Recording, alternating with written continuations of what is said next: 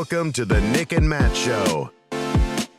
Bringing the player interviews you want to hear and the hot topics you want to discuss. Streaming live on the Foundation Podcast YouTube channel, here's Nick and Matt. What is going on, ladies and gentlemen? You have all made it to week 52. Matt, if we are doing this in consecutive weeks, we've officially hit the 1 year mark of the Nick and Matt Show, but obviously it's been a little bit longer since we've taken some vacation time here and there. Nick, I cannot believe we've made it to episode 52. Like, it's mind-blowing to me. I can't believe it.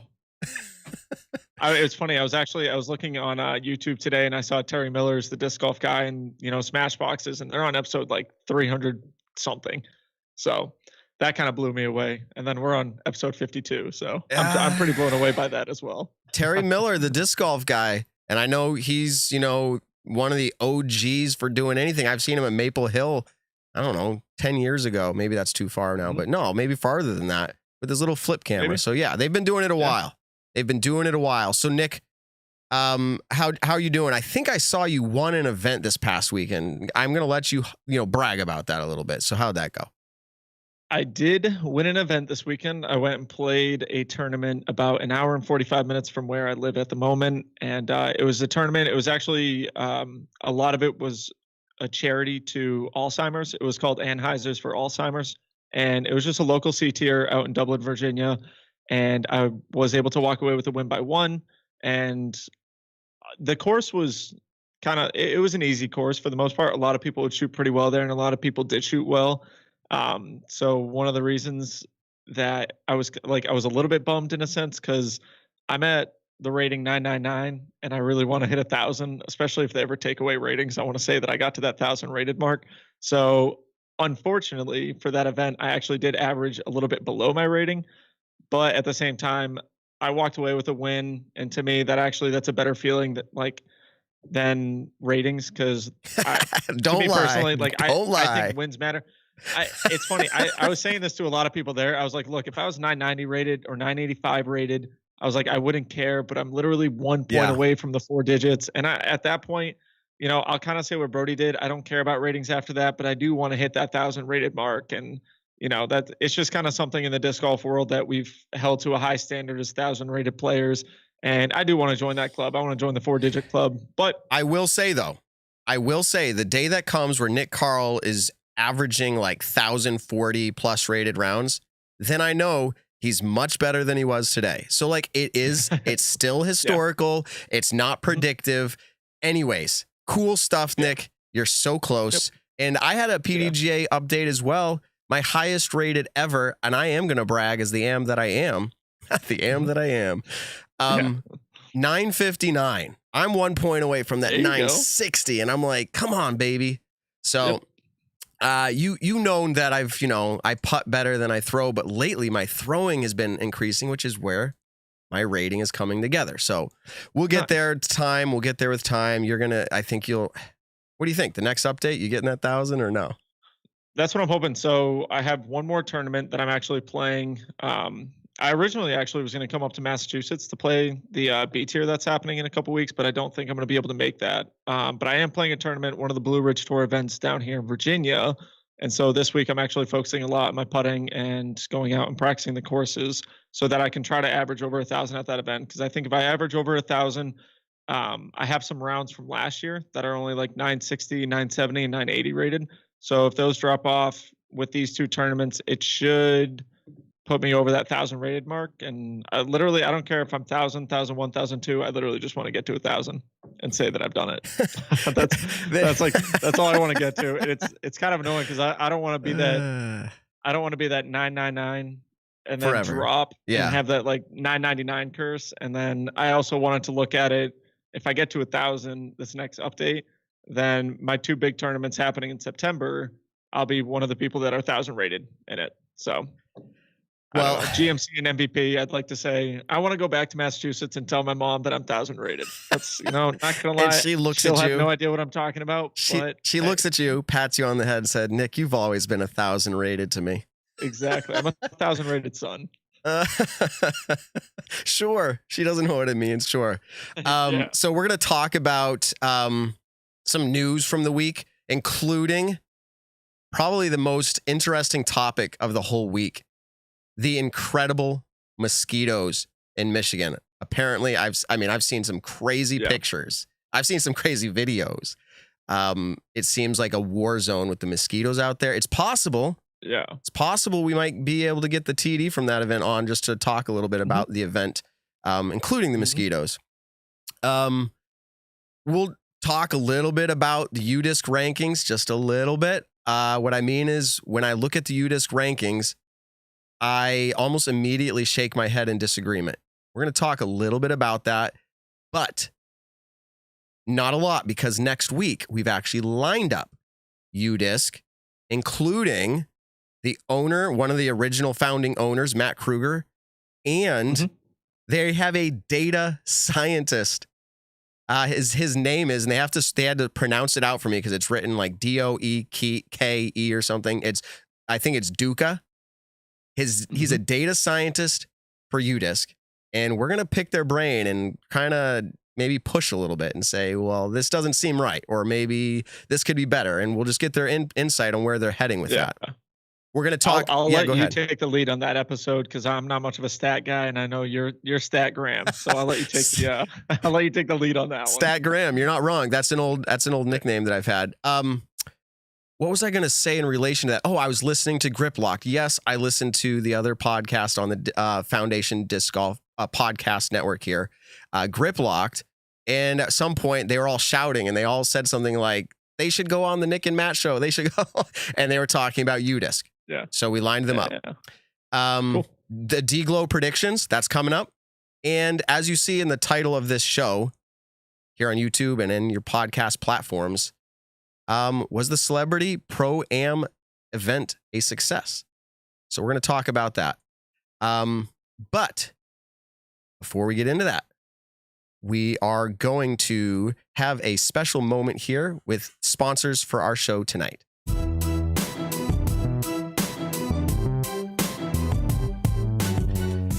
Support for the Nick and Matt show is brought to you by Manscaped, who is the best in men's below-the-waist grooming champions, Nick, champions of the world.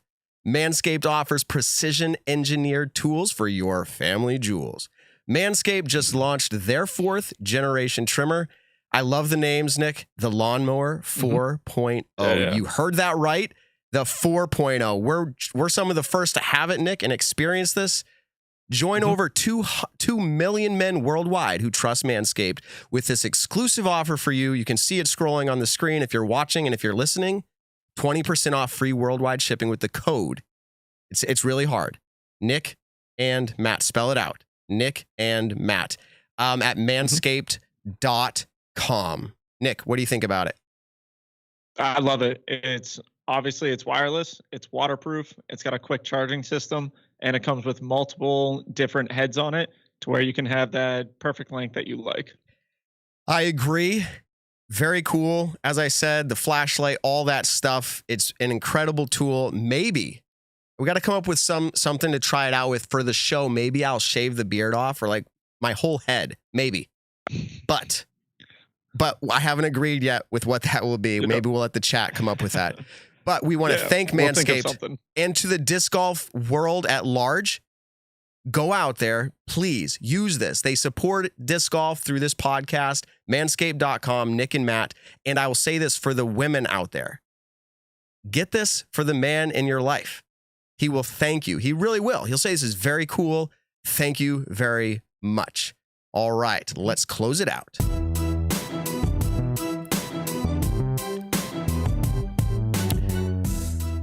All right, Nick, Manscaped, they've come back. They said they would like to share more on our show. So there you go. Very cool. I'm super excited about it. We've talked about for a long time now, outside sponsors getting involved in disc golf.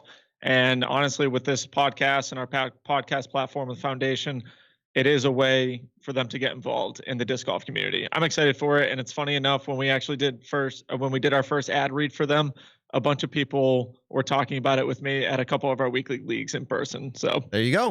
It's funny. It's the power of advertising. And that should be a whole topic. Exactly. Honestly, in the disc golf world, there's not that many sponsors from outside the sport. What is it going to take? And I'm honestly excited. Manscaped, it's a totally cool brand. You've seen it on Super Bowl ads, I think with Rob Gronkowski even. Mm-hmm. And they're outside of the disc golf world, and they've looked in and said, cool, you guys offer us a great platform. So it's interesting getting in sponsors. We're still working. If you would like to advertise, check us out. Hit us up. Mm-hmm. We've got other ads coming here in the future, which might not excite some of you. We're gonna try to make it exciting. I'll say that much. Exactly. We'll spread them out perfectly. Yeah, we'll spread them out. All right, so we're getting to this point in the show where we've got tonight. Before we get into the topic of was the Celbrity Pro Am a success, we are going to be bringing in a man by the name of Dion Arlen. Now, if you follow UDisc really closely, you may find him in your UDisc listings. Not every event, but a lot of them. And Nick, did you get to play with this guy, Dion Arlen, at the Worlds? I did. My final round of the World Championships, I got to play with one of the STATMANDO guys, Dion Arlen. And what's really funny about that is actually when I first started getting into disc golf, one of the first videos that I ever saw about how to improve your backhand, especially when it comes to distance, is the distance with Dion that he did with Discraft back in the day. He did it at the toboggan course, and it was just really showing you how to get some explosiveness out of your power. And it's probably one of the most viewed, if not the most viewed video about distance. So it's pretty awesome, but it was cool to play with him in person that final round at Worlds. He's also a Team Discraft member. So it was just all around a great time. I agree. And we're actually going to be bringing them in, one, to introduce you to them, because we always talk about our stats are provided by StatMando, and it's awesome. Mm-hmm. But let's put a face to the name and a voice to the stats. And let's bring him in now, StatMando's own Dion Arlen. How you doing, Dion? Hey, Nick, Matt, thanks so much for having me. Doing great. Awesome. So tell us right now where you're located, because I'm on the East Coast, and I think we're usually separated by about 3 hours. So where are you located? That's correct. I'm in Shelton, Washington, which is on the west side of the Puget Sound, so on the other side of the water from Tacoma. Okay, one of these directions. I'm not sure. All right. So, I just made Nick laugh. For our audio listeners, I just pointed both sides. Anyways. So Dion, tell us a little bit about StatMando's origination, because I know it maybe as of a couple months ago, or maybe a little bit further back than that, but not much further. But we've started seeing it even in the Disc Golf Pro Tour's live broadcast. They'll say, hey, this is a stat credited to StatMando. So tell us about origination and where you'd like to go with it. Absolutely. So yeah, we are pretty new. We're a new group within the sport. Myself, I've been a part of disc golf for a long time, but in this sort of passion project and endeavor that we're looking to expand, I'd sent out a tweet, I believe in January, and I'd posted some information about, I believe it was a prompt from Brody Smith on recasting the payout and the role of payout within our sport. So I took the 2020 Disc Golf Pro Tour events that had happened and applied a different form of payout calculator against it. And then, on Twitter, shared that, just posted it out there. Had a few guys chime in and offer their insight and some responses. And I decided to reach out to those guys. I said, hey, let's all hop on a Zoom and just talk about disc golf, talk about stats, what are your guys' backgrounds, and had kind of a fun little meeting. And we conceptualized a stats platform for disc golf. And we all are, of course, very passionate about the sport, very passionate about data, very passionate about providing some form of reference and historical significance to the things that occur within our sport, because that's a fairly open gap right now within our game. Yeah, you're not wrong. Stats are going to help make this, I believe, a much more legitimate sport. And so the reality is payouts were important, but stats are going to make it more interesting. So any projects that you guys have already put out there? I know you have statmando.com if you want to hit on any of those projects real quick that you guys have done and maybe are going to do. Absolutely. Yeah. So from that kind of initial conversation, we'd put together an actual website, statmando.com. The value proposition of our product, so to speak, is taking the PDGA results database and making it more engaging and more accessible. So I've always, wondered for a long time, what if, and then insert the blank on a large number of questions. So what if I could look at me versus any other player and look at all the events we've competed against each other, and then maybe who's winning in those events. And so that was, in fact, the first module that we put on our site. We call it head-to-head. You pick 2 players out of the drop-down. We have about 40 or so MPO players and about 30 or so FPO players, and you can select the 2, and then it will provide to you the output of those head-to-head matchups in hopefully a fun and engaging way. Gotcha. I'm actually looking at the head-to-head thing right now, and I looked up 2 different players. I looked up yourself versus Paul Macbeth. Do you have any idea? Do you have any idea what your stats are on it? Yeah, I've run all my comparisons, and I don't think so. There are some limitations that are probably worth calling out within our platform right now, which is the quality of the data that we pulled from the PDGA results database is pretty good and pretty usable back to about 2010. So for the most part, we have everything back till 2010, and we've actually started working on grabbing A tiers all the way back to 1990. So for Paul and I think since 2010, it's probably like 8-0 or 9-1 in favor of Paul. It's actually, so I have you listed first. So it's actually 2 against 12 in favor of Paul, Paul being the 12. And so your 2 better finishes over Paul are at the 2011 Gentlemen's Club, where you placed 9th and Paul had placed 13th. Wow. And then at the Alabama Disc Golf Championships in May of that year, you placed 5th and Paul placed 9th. So, yeah, so 2011, I think that was the year I really committed to touring full time, and probably my last big year within the sport. So yes, once we incorporate some of those older than 2010 stats, you may see me going against a younger Paul, where I may have had even more success. Yeah, nice. That's okay. Very we don't need to classify the reason. No, I'm kidding. That's what you guys do at StatMando. You find really interesting things and maybe speculate on the why. So did you shout out the names? I might have missed it. The names of your team members, or do you not do that? Is that a secret if we're just StatMando? Oh yeah, it's no secret, but there are only 3 of us. So Hans Anderson and Evan Kern are the other members of the team.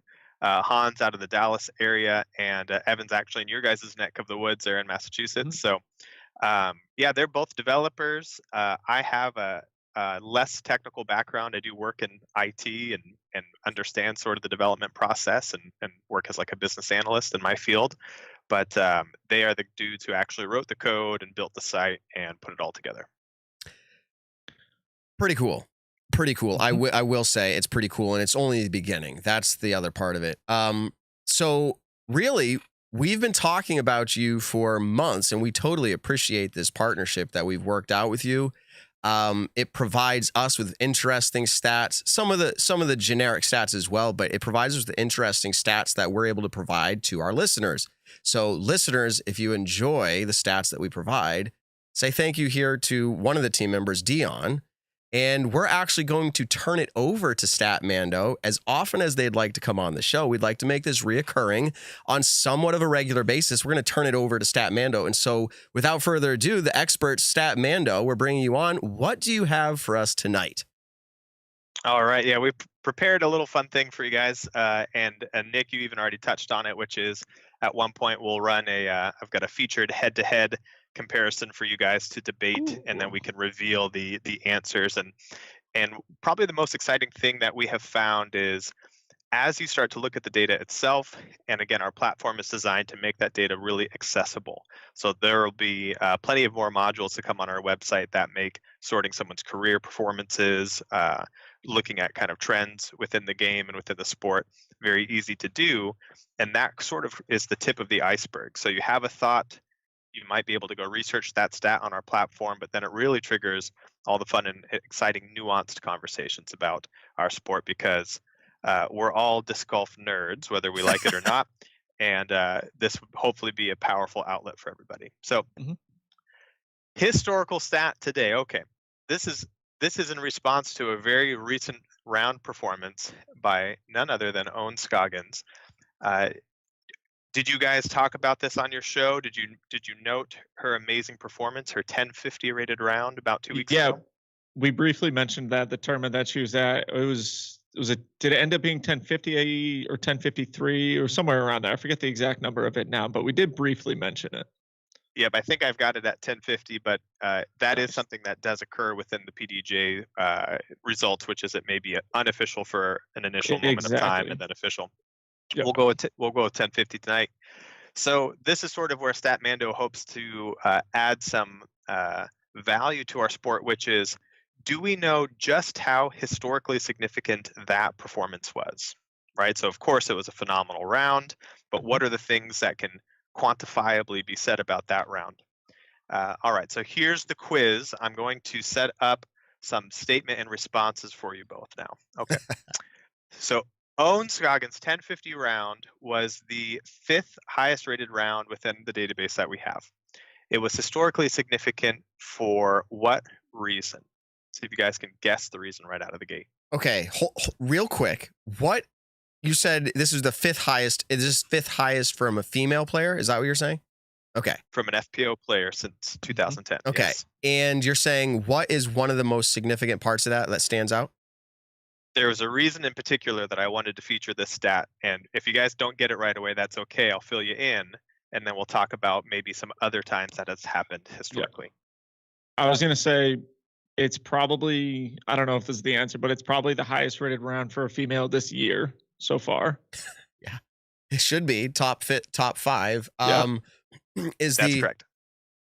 Okay. Oh, that's correct, but that's not what you were looking for. That is a true statement, but that was not the most historically significant item, in my opinion. Okay. Historically significant. I don't know if we're taking age into play here. Is she the oldest to ever shoot that high of a rated round? Would we know that? Is there a way to know that? We would be able to determine that, and that would be something that you could look forward to finding out as we expand our player profile database and launch that module where you could sort by age and look at round ratings and historical significance. I'll give you a clue. The FPO and MPO played the same layout for that particular round. What do you think the historical stat may be? Did she beat everyone out in MPO for that round? She did indeed. That was the hot round for the day across the entire tournament. That's insane, actually. That's awesome. There's so many talking points out of that, but I just want to focus on, the moment of that she beat out MPO in that round specifically. Same layout. That is incredible. That's a good stat. And so are you saying it's at that event where this has happened? Do we know if an FPO player has ever done that before? That would be interesting. Sure. Yeah, so let's open it up. So a couple of qualifiers. As a stat guy, I feel obligated to add in the qualifiers here, which is we are limited as a platform to the quality of the data that's provided. So on the surface level, those rounds, the FPO and the MPO rounds, appeared to be on the same layout and at least were rated against each other in the same way. So who knows, if there was maybe a different T-pad or a different, set of rules or something that maybe didn't show up within the PDJ results. It's supposed to, as a TD, you're supposed to indicate if the layouts are different or similar. So we're going to take it at face value, but you're absolutely correct, Matt. So how many times do you think this has occurred, and we're going back through 2010, where an FPO player has had the hot round of the event? First of all, my mind is not blown totally, but did you guys have to comb through every event, or did you guys, how did this come to be? Yeah, so this is the advantage of having a database that you've designed to make it easy to do this, and then we have the SQL access, of course. So I believe Evan wrote the SQL query on this to kind of manifest the data set that we could then kind of narrow down on. We did add a few qualifiers to make it a little bit easier. So for example, we excluded rounds that were under 1,000 rated in our search. So there is sort of an oddball case where this has happened in the past, but we looked at the event and we said that's an interesting thing to see, and I'll talk about it in a minute, but we didn't want to count it within this set of circumstances that we're Okay, discussing. I'll try not to get sidetracked more. As Nick said earlier, my nickname, believe it or not, was Stat Graham for quite a few years. So, has this ever happened before? Is what your question was, right? Yes. Okay, Nick, what do you think? I'm gonna say it's happened one other time. When? Ooh. I have no idea, but I'm gonna go with one.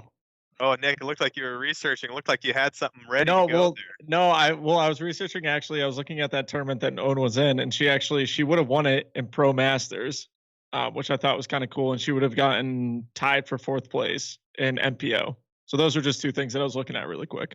Yes. Did you amazing say performance? Did you say the quality of the event? I guess quality. I mean the tier, because I'm thinking to myself, if Paige Pierce showed up to like a local C tier, like she probably does play hotter rounds than MPO at sometimes. Are we talking any tier at all? Yeah, we didn't select on tier, but we did select on rating. So the minimum threshold would be 1,000 rated. 1,000 or above. Yeah, 1,000 above. And I think that situation you just described to Matt has not happened. Okay. It hasn't been like a small event. The ones that we found were actually pretty large events. Okay. Gotcha. In the history of since 2010, I'm going to say it's happened 3 other times. So plus her would be the 4th in my head. Very close. Very close. So it has happened 4 times. What? Owen being the 5th. Oh, Owen being the 5th. I thought I nailed it. You almost nailed it. And then that 5th time is sort of the that edge case that I described. So you could even say within that 1,000 rated metric, it is in fact the 4th time. So I think you might have just nailed it, Matt. Well, I guess that's it, everybody. I'll see. You're a winner. You're a winner, Matt. I'll see you later. Now, Nick, you're the guy. I'm gone. Yeah, Adios. it's the next show now. Here's my outro music. All right. No, that's pretty cool. All right. So that was a very cool stat. Like incredible. It's in a week where it's kind of an off week. On that, who did it? Because obviously you know who's done it and where they've done it. I want to hear everything now. Yep, we know who and where and what they shot. So we'll do a little bonus round of trivia. The 3 other instances that this has happened where the round is over 1,000 rated all come from the same player. Any guesses on who that player might be? Katrina Allen. That's correct. Ooh. Oh, Nick! All right.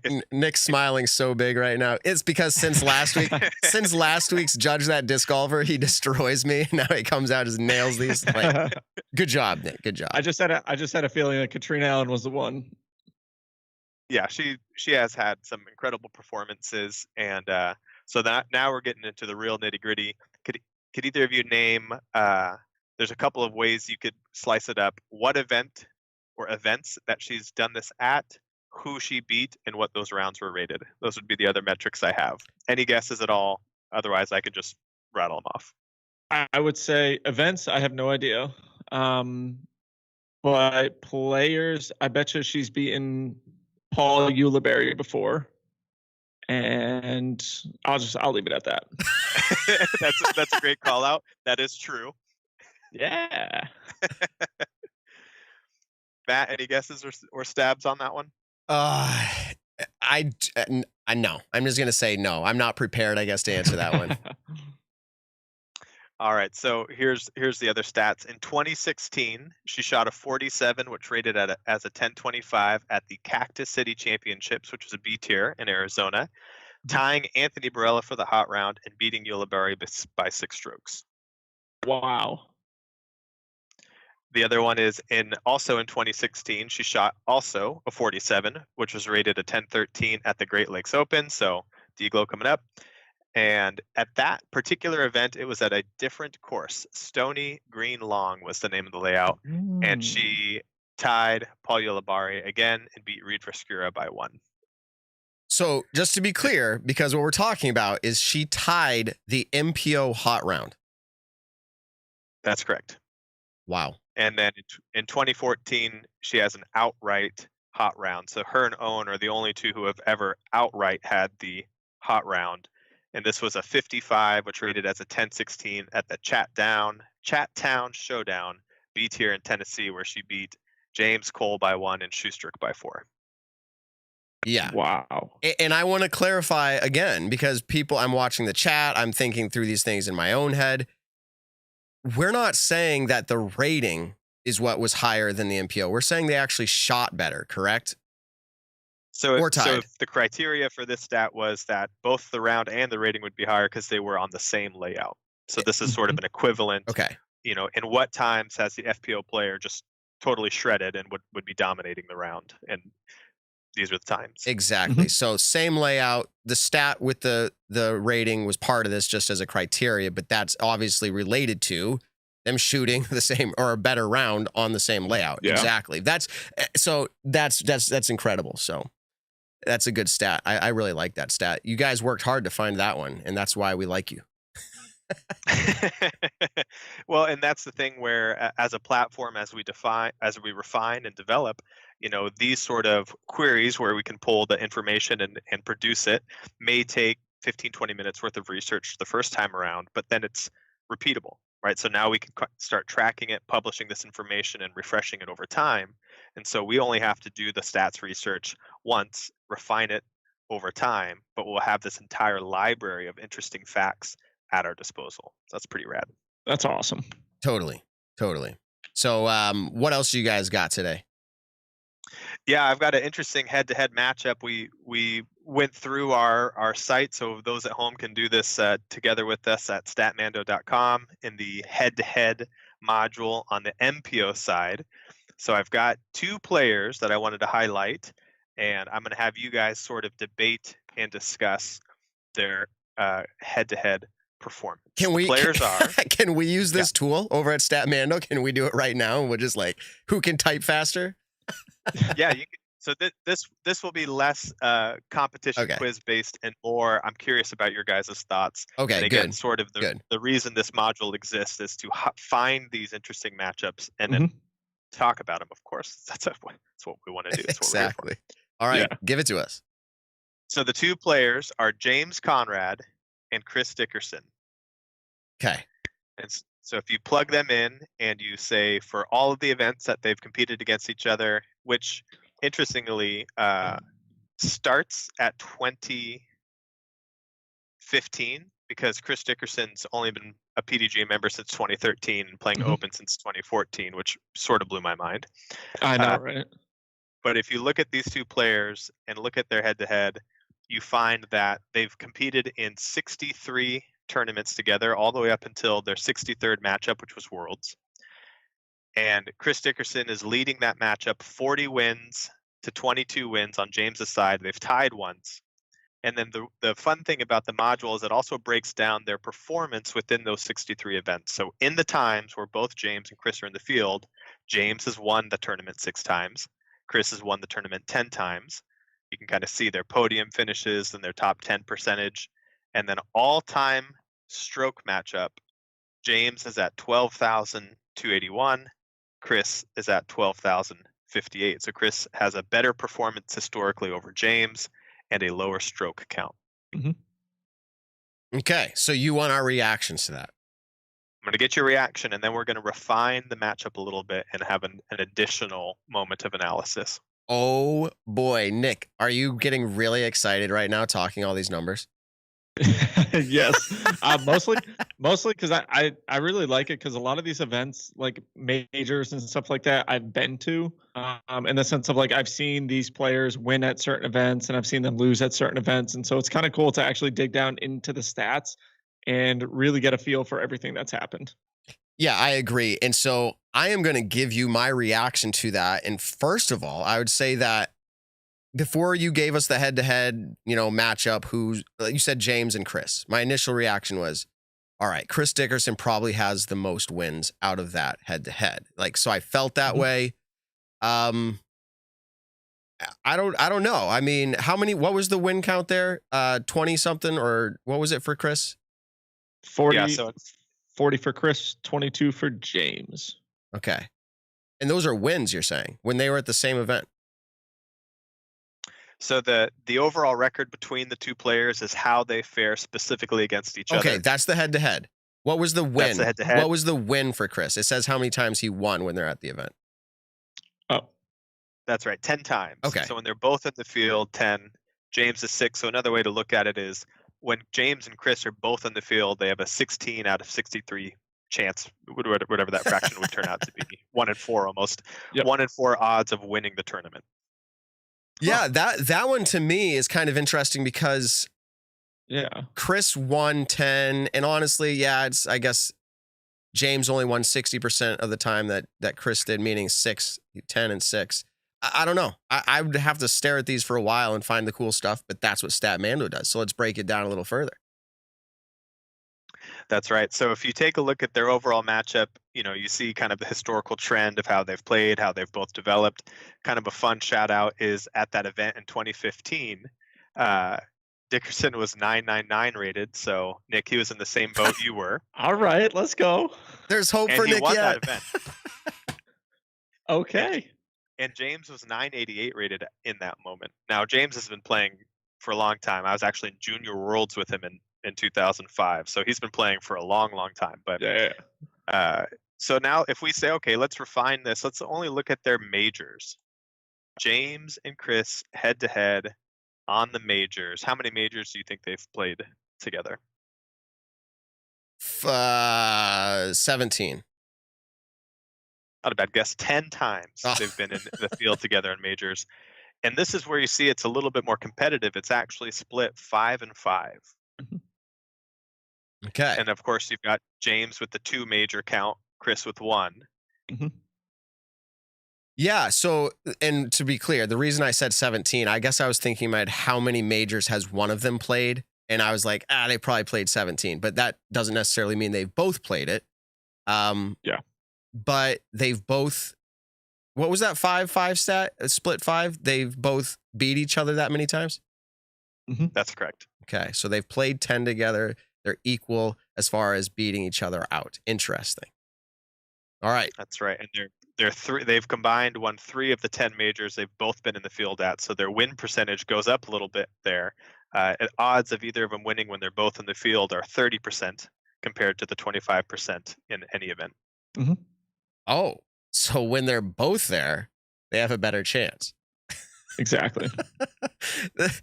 Is this when we start getting into we can just for the majors? Yeah, we can just send Dion a text when we start getting into disc golf betting and be like, listen, give me the stats. That is definitely something that's been that's across our radar, and it requires some form of statistical analysis and certification to get those betting lines in Vegas, and I think that would StatMando would be in a unique position to offer that. Yep. I have heard rumblings, and I think it's actually out there. If you peruse deep enough, there are sports betting sites that have disc golf. Pretty sure about that. So it's gonna get bigger. It's gonna get bigger, and stats are gonna mean more. Good stats are gonna mean more, and you're gonna have the edge when you have the best stats. So, you got anything else for us today, Dion? That's about as much as I'd prepared as far as stat content, but it's the sort of thing we want folks to go enjoy. You can expect to see us providing stats to other large events and other companies as we become larger. And if we can be a stats platform for the game and enhance the product over time, you'll get to see some really cool things and some new metrics to help judge our sport. I'll give a quick shout out to the field strength metric. That's one we're trying to develop today, which would allow you to compare the quality of a win or the quality of an event against any other event, particularly in the MPO division. So some stats there that are going to make analysis and performance and historical significance even more interesting. Very cool. I'm over here, and I know the listeners can't see this, the viewers right now live, obviously. I'm over here just smiling because I don't have the time at all. And I'm not saying you guys sit around and twiddle your thumbs and fill it with stats, but that stuff excites me because I've thought through a lot of this, and you guys are taking it up and doing it. Strength of the field matters. And this goes back to, and next week we're actually having on UDisc. We're going to talk through their ranking system because to me, that's a huge, huge influence in how you rank somebody is the strength of the field. And I don't think you can have somebody else higher ranked, if you will, because they've placed higher at more events. You have to also do the strength of the field. And I am excited to see that how you guys propose that and break that down. You'll have to do a little write-up so we can check it out or something. Or come back on. You guys are welcome on anytime, any week, and you can talk through some of this stuff. Oh, absolutely.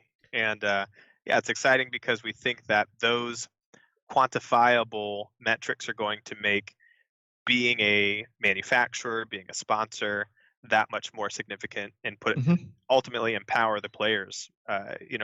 Nick, you might know sort of the historical challenge of being a player and like choosing to play C tiers locally, and how maybe a manufacturer may say, well, we want you to play, but the way we actually grade your performance at the end of the year might be how many points or wins or et cetera that you've competed in. And so there's tension around that. Should I go play the C tier? Should I not?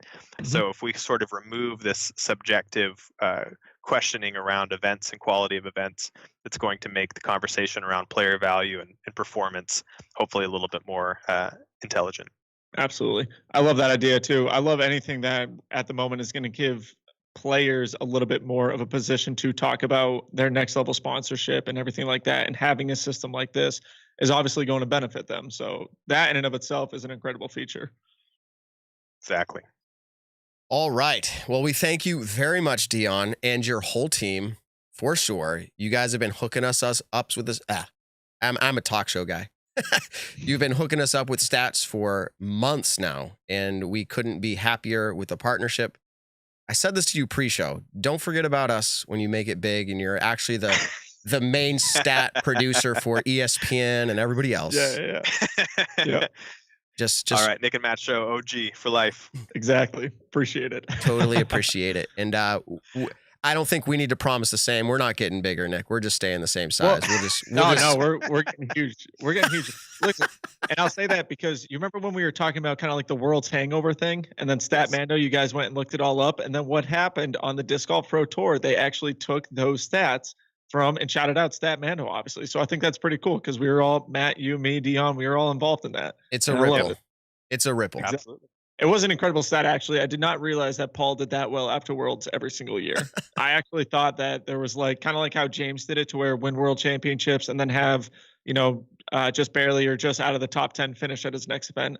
I actually thought, like, I didn't think Paul's was bad, but I definitely didn't realize that he's won like 7 in a row now after Worlds. That's like freaking wild. Near perfect record after Worlds. So here's I'll go out on this. It's a bonus stat of the week for you guys. Nice. James Conrad, in his Worlds win, did something that no other player had done since 2010. Okay, I want to hear it now. No other player has gone to a playoff and won. No, from behind. That's not true. I was just saying from behind. No. Technically, no one's beat Paul Macbeth in a playoff at Worlds. That's also true. So this is an obscure stat, but James's win at Worlds was his first win of the season. Oh, first win of the season being a world championship. Cool. That's a good one. That's right. So there you go. Bonus stat. That's a pretty good one to win. Bonus stat. Hashtag bonus stat. That's what I think. We'll just have to go with that. Just another exclusive on the Nick and Matt show. That's right. It's here first. That is right. All right, Dion, we're going to let you go. And honestly, for you, it's probably about dinner time. For us, we're getting ready to go to bed. But I appreciate the time differences. That means feel free to, when you text us in the evening, I'm already asleep, but, text me right when you wake up and I'm about having lunch. So it all works out. So.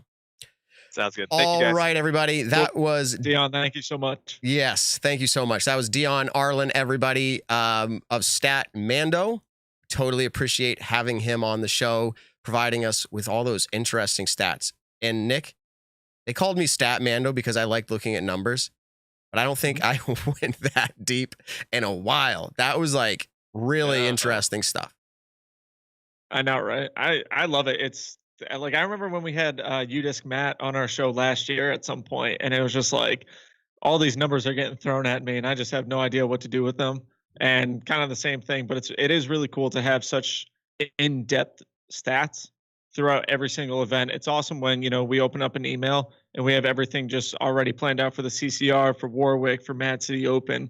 And these guys are just incredible. They're putting out a lot of great stuff, and the kind of partnership that we have with them has been an incredible partnership for the Nick and Matt show. So I've been loving it. I agree. And we're gonna keep using them, not abusing them. But when we have interesting information that we'd like to know, they go get it done. They find it out for us. So it's pretty cool. And I don't know if I ever told you the way that this came to be, where we hooked up for the Nick and Matt show, was I was at an event and I actually, for once, was leading an event after round one. And Evan, one of their teammates there, Evan comes up and he's like, "Hey man, you know, like StatMando, we're doing some cool stuff." And I was like, "Yeah." Like immediately I was just like, "Yeah, let's work together. Let's get it done." And then they've only grown like extensively since that moment. Yeah. So,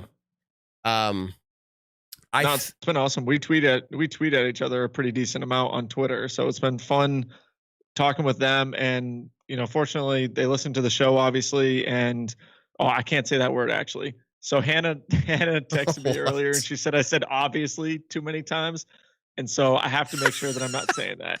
And I'll say I've had so many like other things going in my mind like lately that I don't realize. Sometimes I'll get onto a sentence and I won't even realize what I'm saying. And so apparently I've been saying obviously too many times. So if I say obviously, you know, tell me not to say that anymore. Obviously, I'll do that. Obviously. Exactly. No, you say exactly too. You say exactly too. So you can't say exactly or obviously.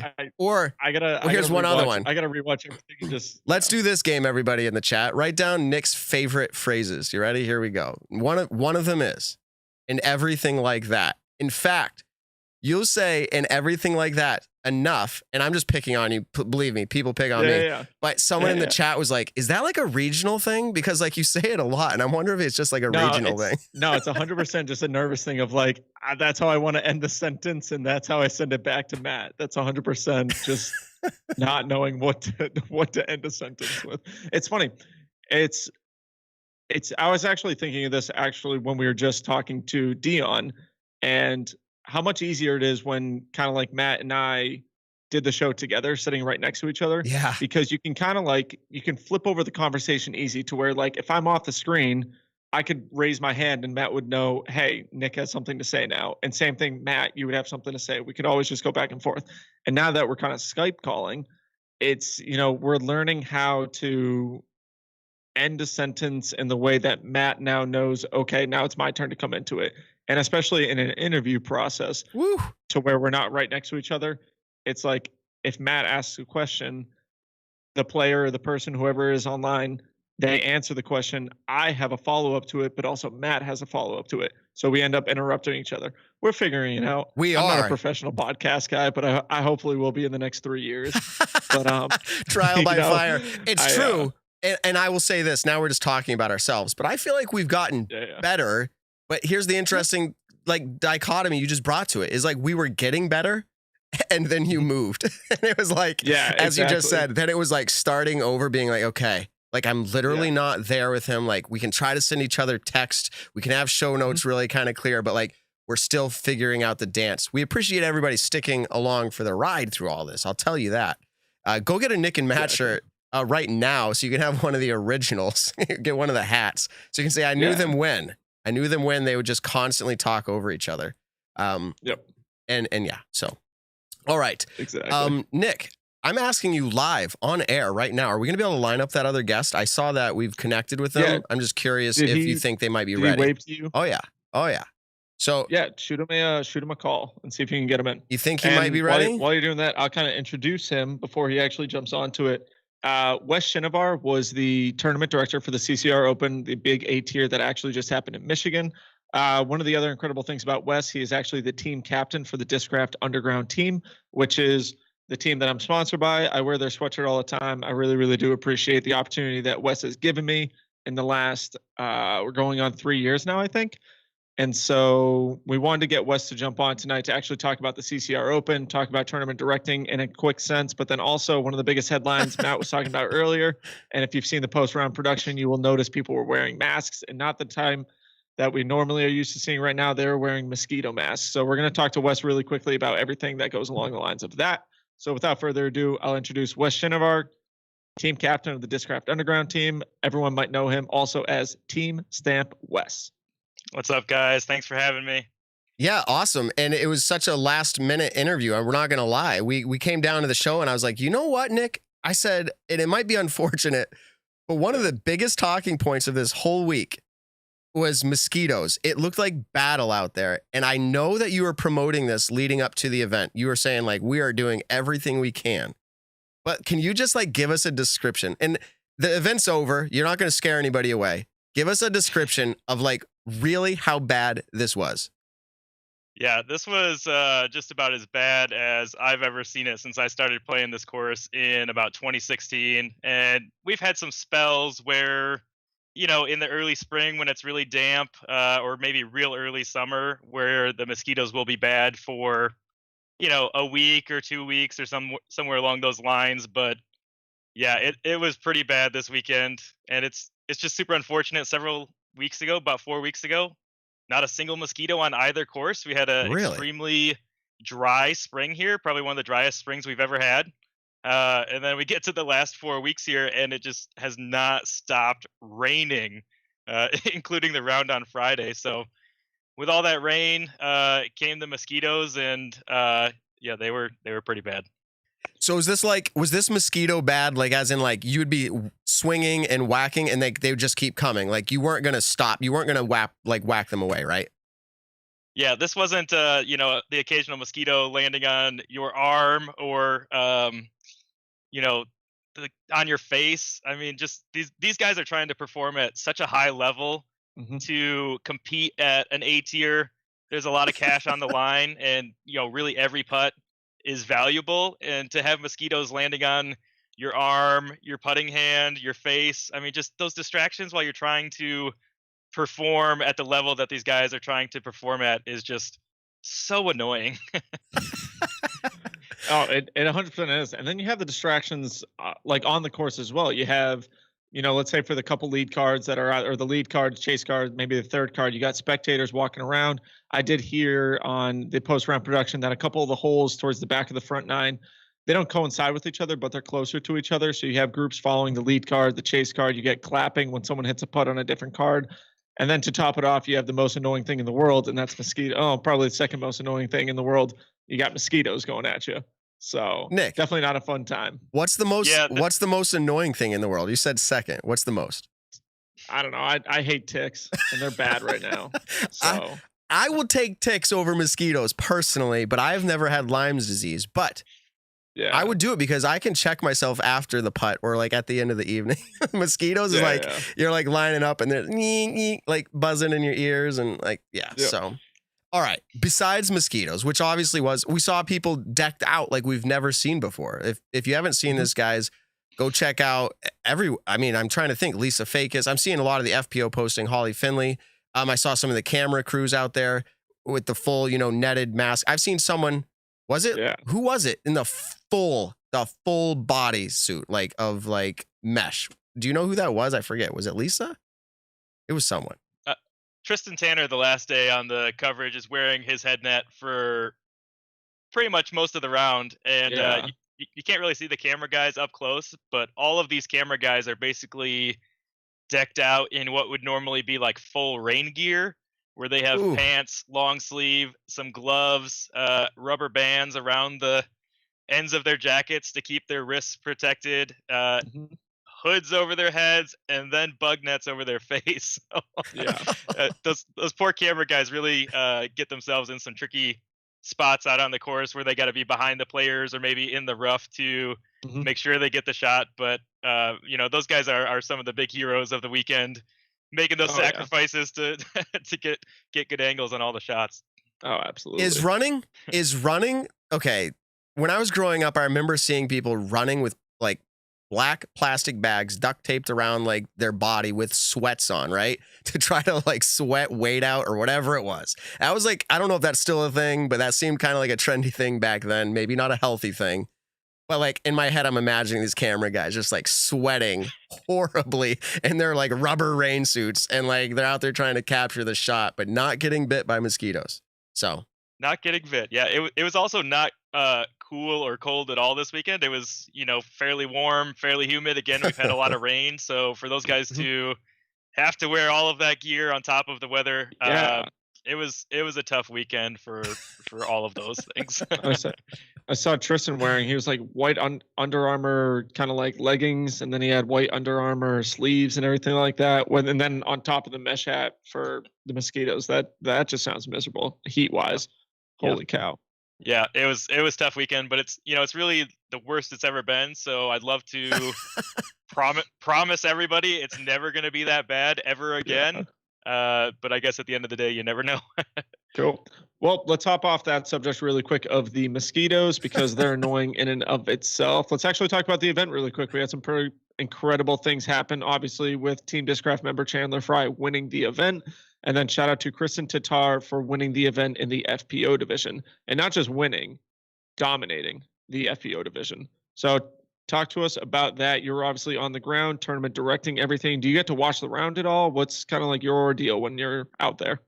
Yeah, we did tee times this year, 3 rounds of tee times. So it was tough for me to watch the women because they were teeing off kind of early or mid-morning, and then I was still teeing off the cards going out after that. So I didn't really get to watch a lot of the women's action live. I'm actually really looking forward to watching the post-produced coverage from GK Pro on that.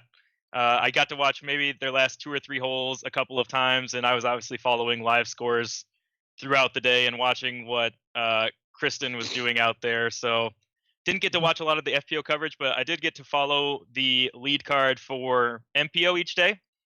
Just kind of do some crowd control, make sure I was there if any questions needed to be asked by the players, or if they needed some extra help or insight on a call. I wanted to make sure that I was there with the lead card to kind of assist with that. And I've seen Jeff Spring do that with the Disc Golf Pro Tour, kind of as a example of what a good tournament director is doing at these bigger events. And so kind of taking a note from his book, I wanted to make sure I was following along to not only watch the action myself, because obviously I'm a fan of disc golf, but just be there as a support person as the tournament director as well. Yeah, absolutely. Yeah. Do any moments stand out to you in this event as being, I want to say standout moments, where either something got really hard and you were able to figure it out, or something went incredibly well and it was like, wow, it's a cool moment to file away? Anything at all? Or is it just kind of a pretty straightforward besides the Mosquitoes? Yeah, I mean, we did a lot of preparation for this event, knowing that, we really want this event to be a extremely high level event, and executed very well, a well-run event. And we got a lot of great feedback from players that it was run really well. So that's really great to know that all of our hard work paid off. There was maybe, a couple of questions about 1 or 2 calls where we just kind of had to go and just double check the rules. Kind of some of those rules where you're pretty sure you know them, but as a tournament director, you want to be absolutely sure that you know them, because the last thing that you want to do is, get a call wrong and cost a player a stroke when every stroke is so valuable. So, no really hard moments. There's certainly a few moments of play and a few shots that I was able to catch throughout the weekend that stand out. I mean, anytime you have double G at your tournaments, the things that that guy does with a disc, I'm sure you guys have both seen it too, are just mind bending in person. Yeah. They just, the power he gets and some of the lines he takes, nobody else really has those opportunities or even options. So he's a lot of fun to watch. Kind of just one other shot that really sticks out is the final round, hole number 8. And they kind of talked about this really briefly on coverage, but Chandler's got about a 45, 55 foot putt somewhere in there. And the chase card was on one of those holes that you had mentioned that was just in front of his putt. And so the camera guys had come into his view. He sort of stepped back and reset. And then the other card proceeded to take a few putts. You got some fans moving around. And ultimately, he ended up waiting probably close to 10 minutes to take that putt, which was kind of an anomaly for the weekend. I don't know that was a problem all weekend, but at that point, he did have a small lead, but going into that final round and the back 9, which is very scoreable, no lead was safe. So that was really a huge putt for him to have to wait 10 minutes, and then he drained it. And yeah, I was gonna say he ended up draining that one too, which was a huge, I would say, momentum swing. And I think one of the other momentum swings as well was it the hole before? Is it the par 4 that he was the only birdie on all weekend? yeah, Right. that yeah, that hole scored as a 5. We're gonna change that to a 5, I believe, next year, because that hole played pretty tough with the OB, a little tougher than we expected. You know, the distance is not super long for a lot of pros. It just really requires 2 good drives. But with the conditions and with some the players maybe playing a little bit safer with the OBs, it definitely scored closer to a 5. And yeah, he had 2 amazing. I think both force shots probably on that hole. I know the second shot was a force in there. Yep. And then hit a big putt from, I think, just outside the circle for that 3, which yeah, that was incredible. So D-Glow right around the corner. Is this an event that you get to make it to and get to relax and be a fan? Are you playing, or how does that look for you? Yeah, I took last week off of work to make sure everything was set up for this weekend. Me and my wife had a baby recently, and so she was on mommy duty for the weekend. So I think I'll probably be on daddy duty next weekend. So I don't know if I'll get to make it out to D-Glow. I'm hoping to make it out there one day and you know, see all my friends, especially all my Team Discraft buddies, and kind of hang out. But that's up in the air so far. Yeah, I feel you. I feel you with the kids. I have 4 boys, and my youngest is now in his 2-year-old age, and it's still tough. Yeah, it's tough. You got to plan out far in advance, and you can't do back-to-back very well unless you really are, you know, making a significant withdrawal, and you better have made a really good deposit, all this stuff. So, we got mosquitoes in here. Do you hear those mosquitoes? I was going to say, I thought I heard one earlier.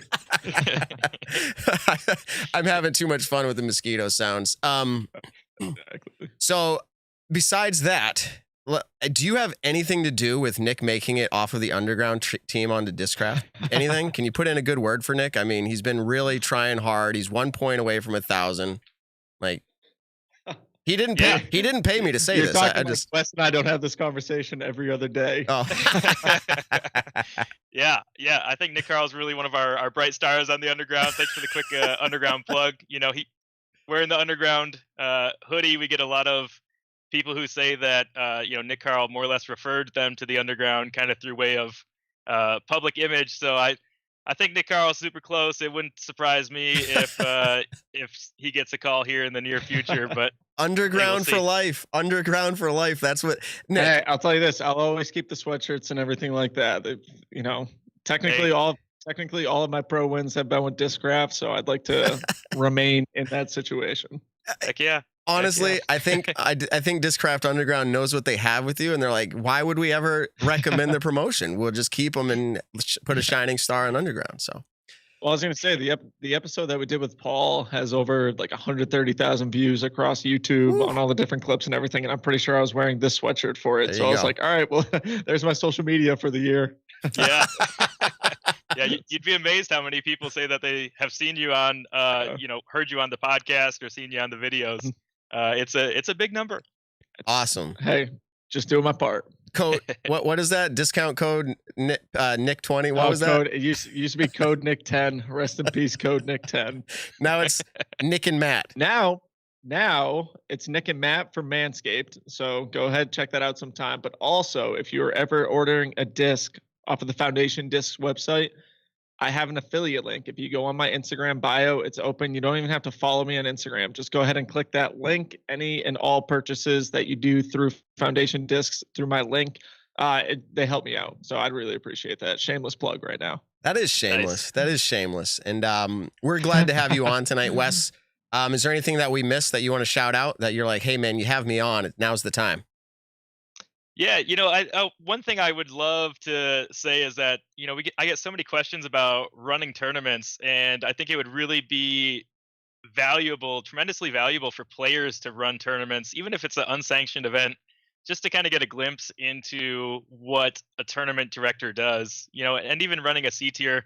There's like 8,000 moving parts that go into running an A tier, so certainly don't jump into something like that. But I think players could learn so much about tournaments and the finances kind of that go into disc golf by running an event. So I totally recommend to anybody that's interested, link up with your local club and help out and run a tournament. It benefits the club and it'll benefit you, I think, in the long run as a player to kind of understand how the other side of things goes on. And I'm always happy to help people out that are just getting started or interested in potentially running a tournament and kind of educating them. So people can always reach out to me with questions on that front if they want as well. I'm happy to help. Cool. And you actually messaged me before you jumped on tonight. You were talking about a disc giveaway. You want to shed some light on that really quick? Yeah. I'll let you guys kind of decide how to give this away and who the winner is, and I'll go ahead and ship it out. But we have a really sweet CCR Open ESP Undertaker. This is probably my favorite Discraft mold, I think. I love the ESP Undertaker. It's got a nice blue foil with the Dave Lontine artwork from this year. A nice kind of white and smoky color here. This thing is super sweet. It was one of the best discs that we had, and I kind of pulled it aside for myself, but I'd love to go ahead and give it away, and I'll kind of let you guys sort that out. Well, since you've just bestowed upon the power of me being able to sort that out, I'm sorry, there is no more giveaway. I'm actually going to personally take that disc because it was sick looking, and Wes didn't give me the nuke that I wanted that he posted last week. Just kidding. Matt and I tonight, we'll talk about it. I have it, Nick, right now. You ready? He's already got the idea. Cool. How many live? Talk with first about it. There's an actual number. I'm not fully sure. I think we've said it once. I think we've said it one time, but the rest of the times we've rounded this number up. So I need the exact number. How many live concurrent viewers was our most ever during our live recording here on the Nick and Matt Show? The most live concurrent viewers. So that's at one time. How many did we have as our most? The chat room is going to start guessing on that. We will be sure to reach out to you, and we'll figure out the best way to get it to them. Perfect. All right. And honestly, for the chat room who's going to be guessing, it's going to be the first right answer I see. There's no other way to do this. It might not be in the right order according to their chats. It's going to be my chat. I am the say-all, end-all with this one. That has the power. All right. Thank you, Wes, very much. Maybe sometime you make it out to Maple Hill, we can catch a round or something. Yeah, I'd love that. Thanks for having me, guys. All right. Wes. We'll talk. See you later, Wes. All right, everybody. Yep. Wes Shinevar, Discraft Underground team captain. And Nick, I threw in that question for you. Apparently, you must have that conversation often, but I didn't know. I was like, I'm going to throw you a bone with this one. No, well, so end of the year, you kind of do end of the year reviews on your players and everything like that. And I want to give a quick shout out to Wes because obviously Discraft Underground's the only team I've ever been sponsored by, but anytime that I've ever had a question or anything like that, like how can I promote myself better, or do I need to be doing more things like this? Wes, I swear, probably messages me back within 5 minutes every single time. And then when we get talking, we've talked for, hours on end before. They've done a Discraft Underground interview with me. He's an incredible team captain, an incredible dude, and a great ambassador for the sport, and an incredible ambassador for Discraft in and of itself. But last year we talked a little bit, end of the year review of just like, hey, do you feel like you deserve to be on Team Discraft? And obviously, I didn't feel like I deserved to be on the Team Discraft last year, but I'm not going to say no. I'm going to hype myself up, obviously, and try to make it sound like I deserve to be on the team. So we've been in conversation before, but I pretty much know the idea of what it takes to get on Team Discraft. And it's just, at that point, it's just me actually trying to push myself to be at that next level. I have obviously goals throughout the year. One of them was getting over 1,000 rated mark and getting a couple wins this year. I wanted to get a B tier win. Now that I've done that, the goal is kind of like, push out for an A tier win if I can get into one soon. Stuff like that. So.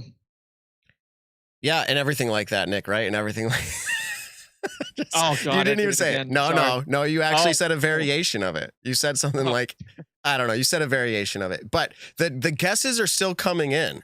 Nobody is correct yet. Somebody is within 7. So if by the end of the show I don't see a number that's closer than this individual, I will reach out and tell this individual. So sit tight, everybody. You can keep the guesses coming in. I'm trying to think if there's a clue there. I'm gonna give a clue. Less than 2,000. Less than 2,000. That's my clue. All right.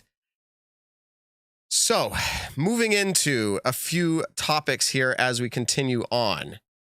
Did you see we have a disc golf power couple once again? Besides just being dating boyfriend, girlfriend, they are now engaged. Did you see that Colton and Kona have officially become engaged to be married? I did see that, and I was actually super pumped for them. There are two people who are incredible. It's funny enough, I actually played the Nantucket Open with Colton back in 2017, and I had no idea who Colton was, but I remember his first throw, he had ripped it like pretty far. And I was like, okay, this kid's good. And then he ended up like murdering me by like 7 that round or something like that. I got to think. Might even been 9 strokes. I can look it up in a second, but he ended up murdering me that round. He ended up placing well throughout the tournament, but that's actually the first time that I got to meet him. And then obviously with him and Kona dating, I'm friends with Kona, and so I've gotten to get to know them both a little bit more. But then yeah, when I saw that video, it was a very touching moment, and I'm very, very happy for them. All right. I'm slightly distracted, but that was a good talking point to fill in for this. I'm excited for them too. But we have so many guesses coming in. Right now, someone is one off. One off. We might just give it to him. But let's. Well, if someone does not get the correct answer. Oh. All right. There's the correct answer. I see it, and I don't see anybody else is having it, so it is what it is. It is over. And Nick, it couldn't go to anybody better. Well, there's plenty of betters, but this is one of the OGs. Todd Bouchard. Oh, yeah. Todd Bouchard. Yeah, Todd Bouchard. 1,993 concurrent. If my memory serves me correct. But again, we're just going based off of what my memory says. I'm pretty sure that's accurate. So Todd Bouchard. I think, Todd, you're going to have to reach out to us or reach out directly to Wes or whatever and tell him. Either way you do it, we'll put you in connection with Wes. Like, hey, I won. Yeah. Awesome job, Todd. All right. I'm trying to think here. We talked about a lot of things, but here's the main topic of tonight. I know we've come a long way. We're an hour and 15 minutes in, but here it is. Celbrity Pro-Am. And that was the Disc Golf Pro Tour event held at Funky Farms with Ben Askren. Was this a success? In your mind, what did you feel like the event was? Like, and how do you think it went down? Are you satisfied? Do you feel like, wow, that was amazing? Like, or do you feel like, it wasn't a big deal? Like, where are you at with it, Nick? What's your reaction? So for me personally, I thought it was successful because the idea of what they did was a success. They went out and they took 10 celebrities that are outside of disc golf, and they took 10 disc golfers who are in the pro scene, obviously. Oh, dang it, I did it. They took 10 pro disc golfers, and they had them play the Funky Farms layout, the 2 different rounds. One round was singles. The next round was doubles. And I thought it was successful in the sense of how the tournament was ran. I didn't care to watch it live. Like, it's the first year. It was the same thing with the All-Star tournament, to where it's like, this is the first year of doing it. It's kind of a trial run. You get to know what do you need to change, what needs to be better about it. And so for me personally, I took it as, hey, when the coverage comes out for it, I'm going to watch it, but I don't need to watch it live. I'm not, sitting there biting my nails waiting for the coverage to come out. I wasn't mad that the coverage they did put out was highlights. I mean, I saw a ton of it on Instagram from the Instagram stories, and that in and of itself was fun.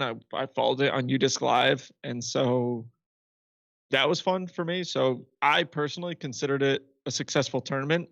I'm curious if they're going to do it at Funky Farms again next year, or if they're going to switch it up. Who knows? I mean, that's something that they're already probably talking about, how to make it bigger and better. But yeah, for me, I would say it was successful. Yeah, I think generally I feel similar. When I heard the event announced, I was pretty excited. I thought there's great potential for this event. That was my initial thought. I was like, there is great potential, because you always hear about this guy plays disc golf. Have you heard this guy plays disc golf? The White Sox pitcher, one of the White Sox pitchers plays disc golf. Oh, the guy from this TV show plays, and it's like, okay, that's great. They obviously, if they really like it, they would love to come and hang out with the best, because honestly, they're fans of the sport. They're probably fans of the players as well. And I think that's what we saw. But what did we actually see? we actually saw social media of the event. Like we saw stories on Facebook and Instagram and social media posts through both platforms, but just little highlights, just enough to tease you for here's kind of what it was like, a little behind the scenes. And I think people felt like, okay, they're giving us the behind the scenes, but like they're going to have a production for us. Like we're going to go sign up to the Disc Golf Network and we're going to be able to watch this because they said like, hey, there's going to be content. Now, to be clear, the Disc Golf Pro Tour and the Disc Golf Network never said they were going to have like shot by shot content. They said like special feature content. Yeah. They did say before the event happened that there wasn't going to be live coverage of the event. I mean, they did. It's not like everyone was hoping for live coverage and then all of a sudden they got to the day of the event and they were like, you know what? We didn't bring our camera crews. We're not going to bother doing it. Like they did previously announce that there was not going to be live coverage. Yeah. And so you're right. They said we wouldn't have live coverage. I think if you followed closely, you definitely didn't think that they were going to have like shot by shot, especially not live. But they did announce, and I think it is GK Pro. They said, hey, GK Pro is also going to be there. I still don't know for sure what the difference will be, but I can imagine that GK Pro is actually going to have edited together coverage, not just highlights. And if it is, it's going to be edited together in a compelling, engaging way. I'm sure there's no way GK puts this up any other way. At least that's my opinion. Yeah. And I think that's going out tomorrow. So if we're recording on Monday, everybody, I'm saying it might not 100% here. I did reach out and ask, but the best guess is tomorrow. But do we think it's a success? What will it look like for years to come? Will they do it for years to come? I think they might. Yeah, I definitely think they will. I think as the sport is continuing to explode, and I think as celebrities are finding it an accessible outlet to get away from the lifestyle that they have, and the more that the sport gains popularity-wise and professionally, I definitely do think that a lot of celebrities will kind of join into the sport, and I think it'd be an awesome way for celebrity programs. I mean, I would love it if eventually it happens to where spectators can go out to it and people can meet all these celebrities, and it's a very professionally well-ran event.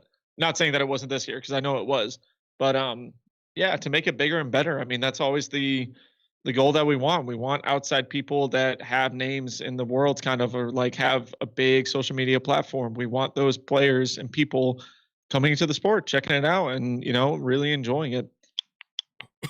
I mean, I agree. One of the people was like a Pittsburgh Penguin, the goalie Casey DeSmith, and then you had Dylan Cease, who's a Chicago White Sox player.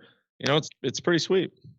I agree, and I think that as it goes forward, I think they're going to end up doing things like selling 100 passes, gold level passes, right? Where it's going to be like, all right, there can actually be spectators. I think that would make the event way better. Now, there's obviously going to be cons to that as well. So like the cons being it takes away, and I'll use the word intimacy, of pro disc golfers and celebrities not having that pressure of entertaining in the sense of, like what they get all the time. Hey, can I get an autograph? All these things, right? That's not there. Yeah. And so I think they enjoyed that. But as far as like the marketing from the Disc Golf Pro Tour, I think it needs to expand there. They, at a minimum, in my opinion, need to bring in, I think, I say at a minimum, live coverage. Like we're expecting it nowadays. But I do. Yeah. I feel like live coverage would be great. And then they don't have to produce something later. Just have the live coverage. So, I mean, or I say minimum of live. I think they need to advertise we are going to do some form of shot by shot, hole by hole type thing. That's kind of where I'm at with it. I think what they advertised happened, but I think there's so much room to grow that I'm looking forward to it. And I know it's going to be successful because for them to pull it off like this, it worked. I mean, this is also something that got pulled off in a little bit of time. With the European tournaments getting canceled for U.S. players traveling over there, it created this week to be opened up. So this wasn't something that they've been planning for 2 years. Now they can go along and say, you know what, this was a successful run. but we can make it so much more. And so now they have a whole year to figure everything out and figure out different players that they want to get to play this event. I had no expectations for this. It was a trial run. Like, hey, let's do it. Let's see if it works out. And I think it was successful in that sense. And so now they know everything that they need to do to get better. And you have an incredible staff with the Disc Golf Pro Tour. And we say this a lot, but Jeff Spring, he's a guy who, if he sees something is wrong, he's going to go out and try to do his best to fix it. And shout out to him for that, because he is an incredible CEO of the Disc Golf Pro Tour, tour manager and everything like that. So he's killing it. I think next year it's going to be bigger and better. Same thing with the All-Star break, Nick, I pulled a quick one on you, and I don't know if you noticed. You did. Yeah, of course you noticed. Yeah, you did, because all of a sudden it said, someone joined the chat room or joined the live call, and I was just like, who did he bring in? And then I see in our green room a very friendly face. All right. So, Matt, I'll let you introduce him. Yeah, so guys, I am not about to toot my own horn, but here I go. When we're doing a live recording session and I'm over here trying to multitask and line guests up that we have not been able to connect with until literally the middle of the show, it happened. We got Chandler Fry, everybody. Let's go ahead and bring him in. And all right, everybody. Chandler Fry. Hello. This was a significant win for you. In fact, if StatMando provided us the right stats, like we know they did, this was one of your best performances ever. And this is only, and I say only, because I feel like when I hear Chandler Fry, I think great player. This is only your second A-tier win. So how does it feel coming off of this win? Did you feel like your performance was at its top level, or did you feel like there was more to give? Yeah, I think I played fantastic. It was pretty amazing, actually. The putter was just going in the bucket. It was pretty unbelievable. It just felt really good. But growing up in Washington, playing in Washington, I'm playing against ballers constantly. We got Nate Sexton, we got Kyle Crabtree, we got James Proctor's up there now. So it's kind of hard to get an A-tier in locally. So to get an A-tier on the road felt pretty good. Yeah, funny enough, your last A-tier win wasn't really locally. You actually went up to Alaska and went out and beat Will Schustrick, Austin Hannah, and Brian Schweberger was at that event. So tell us a little bit about that one really quick. Yeah, so I had been going up to that tournament for like 4 years before I won the A-tier, and Schweberger just kept kicking my butt. That guy was just throwing thumbers down the mountain over and over again, just parking holes. And I got second a few times, and finally I was just like, you know what? I'm going to win this thing. And Will Schuster showed up, and then Austin Hannum showed up. I was just like, okay.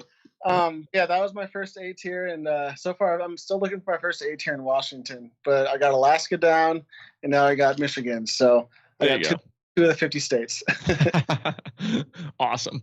Well, I guess main thing we'll talk about is the CCR Open, though, because that is the event that you just won at it. You had your highest round rating for round one. This isn't talking about your whole career in general, but you were the hot round one, obviously, with a 1070 rated round. You averaged throughout the event was 1051, which actually was your best average rating at an event. You actually beat it by 5. Your previous one was the 2020 Washington State Championships. That was 27 points above your rating.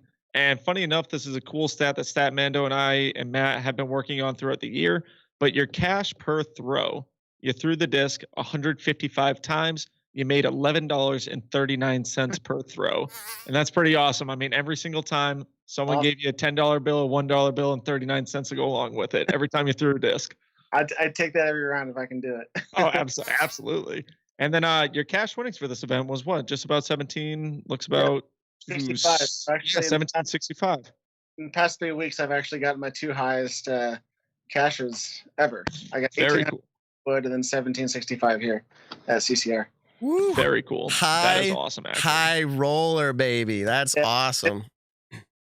So where do you feel like, obviously you're having a successful year. You're playing well. You have a lot of top 10 finishes. You have a lot of great showings this year. What do you feel like is different this year than in years past? Do you feel like you've elevated your game in a certain way? What happened? I think I'm just more committed than I've ever been. I'm practicing more. I'm focusing more on my health. I'm traveling with some fantastic people. I'm hanging out with Eric Oakley quite a bit, Chris Clemens, Calvin Heimberg, and Thomas Gilbert, and just really success-oriented individuals who want to play better and strive to be successful. And I think that's really kind of imparting on me and helping me in my gameplay. And also, Jeff Corns gave me 2 putters, 2 crazy tough Challenger OSs, Jawbreaker Challenger OSs. And I don't know if it's the putters or it's me, but these things are magical. Mm-hmm. They're just working for me. And so nice. After Worlds, I missed the cut at Worlds, and I just in the final round of Worlds, I switched my putters, and I kind of do that if I'm kind of in a slump. I switch my putters out, and it's just been working for me, and feels great. Yeah, so those are pretty overstable putters. Obviously, you said the Challenger OSs, right? Yeah, it's I such think Putter yep. and I are the ones who really putt with those. Yeah. Overstable putters, when they're like too overstable, I have a hard time putting with them. My issue, it's kind of funny you just said that you can switch, even mid-tournament sometimes if you feel like you need to. I've been putting with the same putters that I've had for a really long time now. And every single time I try to go practice rounds and take them out, I always get to the tournament the morning of, and I'm like, I'm going to put back in the trusty putters, and I go back to those. And, I did the same thing this last Saturday, just at a local C tier. I, had my brand new putters that I've been trying out for the last couple of weeks. And I was like, you know what? I feel like I need my old putters back. So I went back to those, but still trying to work on it. They got a ton of chips and dings in them, but I don't know. It's a juju thing, I guess, at this point. For sure. I've been pushing out putters my entire career. Just if I'm feeling kind of off a little bit, I just pick some new discs, put them in there, and start throwing them. There you go. Yeah. So we have to know, what was your tip and technique for keeping these mosquitoes at bay? Well, nothing really worked. I mean, they're like Tristan Tanner and Garrett. They're all using nets, and I didn't like the feel. I didn't want to put that over my head because I felt like it would mess with my my putting and my driving. But I used bug dope. I wore long sleeved shirts and leggings. They didn't do anything. I'm itchy right now. It's terrible. Oh, jeez. But yeah, I think the second day was the worst at Riverside. It was just unbelievable. Just watching the players, watching my competitors play, I could just see clouds of mosquitoes following them. And I just knew they were following me too. So half of the round, it kind of got to me, and I was just kind of freaking out. But I kind of became numb to it in the third round. I just wanted to play and have some fun. There you go. And obviously you were able to clutch up in those big moments, hitting some big putts and everything like that. Can you kind of give us a little idea of what touring kind of means to you and what your ideal life of touring is? Are you pursuing disc golf in the fullest manner of this is what you want to do? Because I know there have been times where you don't travel to every single big event, but we're seeing your name out there more and more. So kind of give us your lifestyle with it. So right now I'm currently in a Prius, and I'm traveling from Airbnb to Airbnb, which isn't the worst experience. It's quite enjoyable actually, but I think ultimately I'm trying to work towards getting into the van life situation like Conrad and Brian Earhart and all of them. That would be the ultimate situation, and I think if I keep on playing like I am, I can potentially do that financially and get some support from sponsors. But yeah, it's a unique lifestyle. It's not for everybody. It's a grind. The road, there's 20-hour drives that you got to take care of. There's a lot of days where you're just kind of how many should I practice 2 rounds? Well, what am I going to do if what am I going to do for the rest of the day if I only play 1 practice round? So there's a lot of scheduling you got to think about. Sometimes it's hard to eat healthy. Oh, no doubt. You're always on the road, and gas stations are right there, and you don't have Whole Foods or natural grocers or anything. So, yeah, I'm definitely trying to get towards the van life. That would be the ultimate goal. Some situation where I can bring my dog along would be cool as well. There you go. But right now, Prius life is pretty fantastic. I'm enjoying it. Nice, very cool. Are you home right now? That's actually. Are you home right now? I'm actually. I just finished a round at Toboggan, so I don't know if you can see, but I am a disaster. The dirt was soaking wet just an hour ago. But the course is looking fantastic. I'm in Michigan right now. I'm in, I think, Wixom, Michigan, home quarters of Discraft. Okay, nice, very cool. I did see some changes that they made over at the Toboggan course. They are incredible. Pretty sweet. I think one of the coolest changes was hole is it 14 or 15 Oh, They made it into that like long par 4 now. it's awesome. It's Yeah, hard. that looks pretty sweet. And then there was another one you were just saying, hole 5. Yeah, hole 5. It's like one of the holes you step up and immediately it's in your dream 18. It's the most incredible. Ooh. It's beautiful. It's fun. It's challenging. You'd love it. Very cool. Yeah. I was going to ask, how does it feel coming off of a win like this? I say significant. I don't need to classify it fully, but it wasn't, a disc golf pro tour and it wasn't an NT, but it was a good win in what we call generally an off week, right before a big event like D-Glow. How does that help fuel you? Do you feel like it does, or does it play tricks with your mind? Oh, I'm ready. I am hungrier than ever. I think after the Clash, I kind of falling short there. It definitely made me a lot hungrier to get that win, and just getting the win knows that I can compete. And I do belong with these touring professionals, because I've been getting top 10s and top 15s, and that's fun and everything. But what we really want is that W. We want to show the world. Like, I kind of want to show my hometown, my family, like, this is what I'm doing and why I'm doing it, and I can do it. And so just proving that to myself and to everyone watching, it's a big deal to me. And I'm hungrier than ever, and I really want to play well at D-Glow. Yeah, let me just say, because I know sometimes I come off as being a little callous. I was like, hey, it wasn't a DGPT or NT. It's as big of an event as you can get without the Disc Golf Pro Tour NT stamp on it. Yeah. So the tier of event was as classified, if you will. I didn't mean to take away. That's a tremendous win. And the strength of the field, was significant. It wasn't no names. You beat out some, I'll say, legends. So good job there. The previous winner of that event was at that event, and you beat him by 5 strokes. So I mean, definitely had a beyond solid showing out there. You were just talking about how you feel hungrier than ever, and I kind of want to bounce back a few weeks ago. We're obviously going back to the World Championships, where you did mention that you missed the cut. Can you kind of talk about what happened at Worlds, and then what was your mindset after that?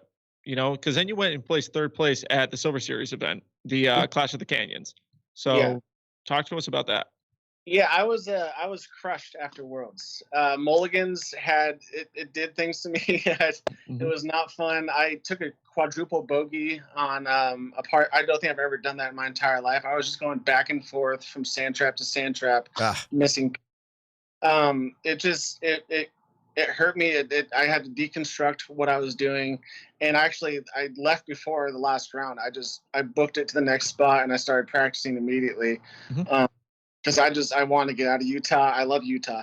I just want to get out of there. I just wanted to move on and try to figure out what was wrong, because nothing was working at Worlds. I felt good going into it, but my play and my mental game was just shot after like the 2nd round.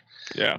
So yeah, I just got to Illinois as fast as possible and started practicing, and I think it just kind of, as I said before, it just made me hungrier, And I was kind of sad because I missed the holy shot.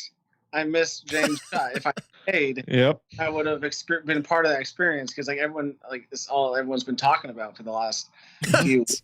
I was actually top of the Rocky Mountains camping at that point with some big horn.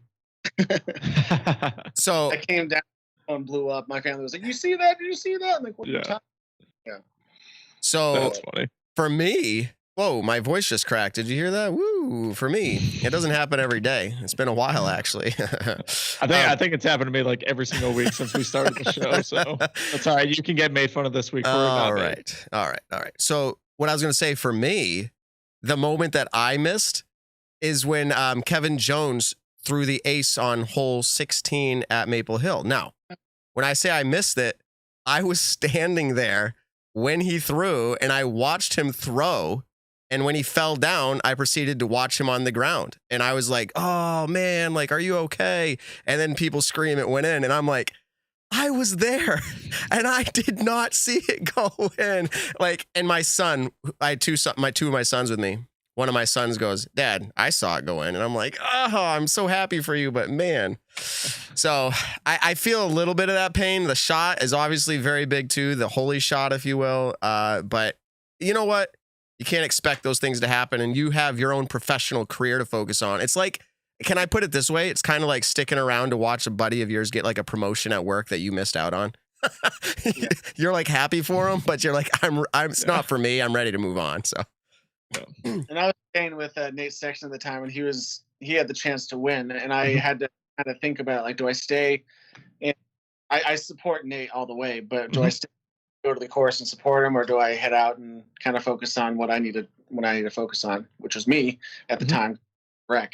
And I think I made the right choice, and Nate got third, which is fantastic. So. Yeah, ultimately it comes down to and we talked about this a little bit last week, but ultimately it comes down to your mental health. And you made the right decision of, you know what, after this event, I got to get out of here. I got to do some camping.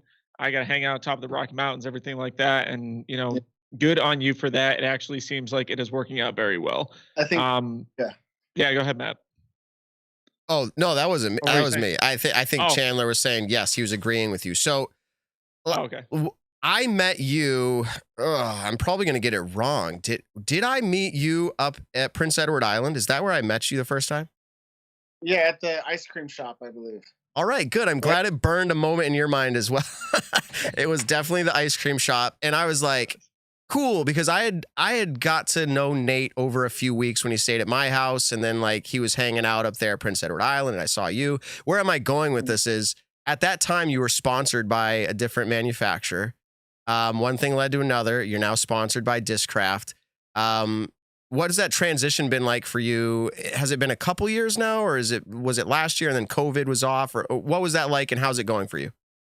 Let me cut you off really quick, Chandler, because Matt, that was the exact same question that I was going to ask. I was literally going to say, what's the transition from Latitude 64 been like going to Discraft? That's wild. So anyways, sorry, Chandler, go ahead. No, this year with Discraft, the second year was COVID year. So it was kind of, I didn't tour. I went home and stayed with family and wanted to be close to them. So this is still my third year, but the transition was actually quite easy. I started playing disc golf with Discraft discs. My first putter was a Challenger, and my first driver was a Wildcat, and so it kind of felt like I was coming home a little bit. I had to learn a lot of new plastic, but I throw a lot of overstable discs. So I mean, give me a force, give me a zone, give me a buzz, and I felt like I was at home. But yeah, honestly, I've switched between Innova, Latitude to Discraft, and I truly believe it's the archer, not the arrows. As long as you know how to throw a frisbee, you're good to go with any brand, honestly. But Discraft has shown that it's a lot more than just the discs. Like the support and the family atmosphere, like with Bob Julio and Wes Shinevar, like just being able to talk to those guys whenever I want. If I have any questions, any concerns, they're ready to help. They've done more for me than any other sponsor I've had in my career yet, and for that I'm grateful. And but the transition has been easy, very easy. Yeah. Good. So Nick, I'm about to ask another question, and I'm reading your mind. I'll get it. Okay. All right. Here's the question Nick was going to ask you. Just to give people a little inside scoop into you, the person, not necessarily the disc thrower. Do you have any other hobbies? You said you hiked a mountain. What are some other things that you like to do outside of disc golf? I like being outside. That's an obvious thing. Being a disc golfer and all of that. I love playing music. I haven't done it for a while. I've been kind of trying to focus solely on disc golf, but I am a percussionist. I love playing the drums. I went to college for it. If you travel with me in my car, you will hear me drum on the steering wheel the entire time. I'm sure if I'm nice. What else do I do? Yeah, what else do you do? Rocket League is one of my favorite pastimes when I'm just hanging out and nothing else to do. Actually, they're sponsoring GK Pro skins now, which is probably one of the coolest things ever. Cool. But yeah, going on hikes, walking out, getting outside, hanging out with friends, playing Rocket League and disc golf. That's essentially my life. Nice. Yeah. So take your life in disc golf, and now let's fast forward to the off season. What is your life like in the off season? How is the weather in your area? Do you work an off season job? What's all that like? Yeah, so it's rainy. Yeah. Pacific Northwest. We're famous for that in the Seattle area, or the rainy city. Mm-hmm. It's not as bad as people think, but it does rain a lot. So it's kind of not as fun to play disc golf, but I still get out there almost every day to get to practice. But I actually work at PAC-X Disc Golf in the off season, which is a disc golf shipping and licensing center. So I'm a licensed Washington State clerk in the Washington State. So I can, if you ever need a registration for your car or a title transfer, I'm your guy. Or if you need discs or to ship something from Timbuktu, I got you. So what I do in the off season, yeah, PAC-X Disc Golf, they're fantastic. They're actually helping me on the road. They support me every month, and I'm grateful to them as well. So if you want to check them out, go to pacxdiscgolf.com, and they got a lot of good discs there. Yeah. Very cool. Yeah, so I just looked it up because we talked about, you said it maybe it's a little overrated how much rain you guys get. And I am actually a little surprised. It seems like July is actually your least rainy month in Seattle, is what it's telling me. The least rainy month, with just about an inch being, I think, your average maybe.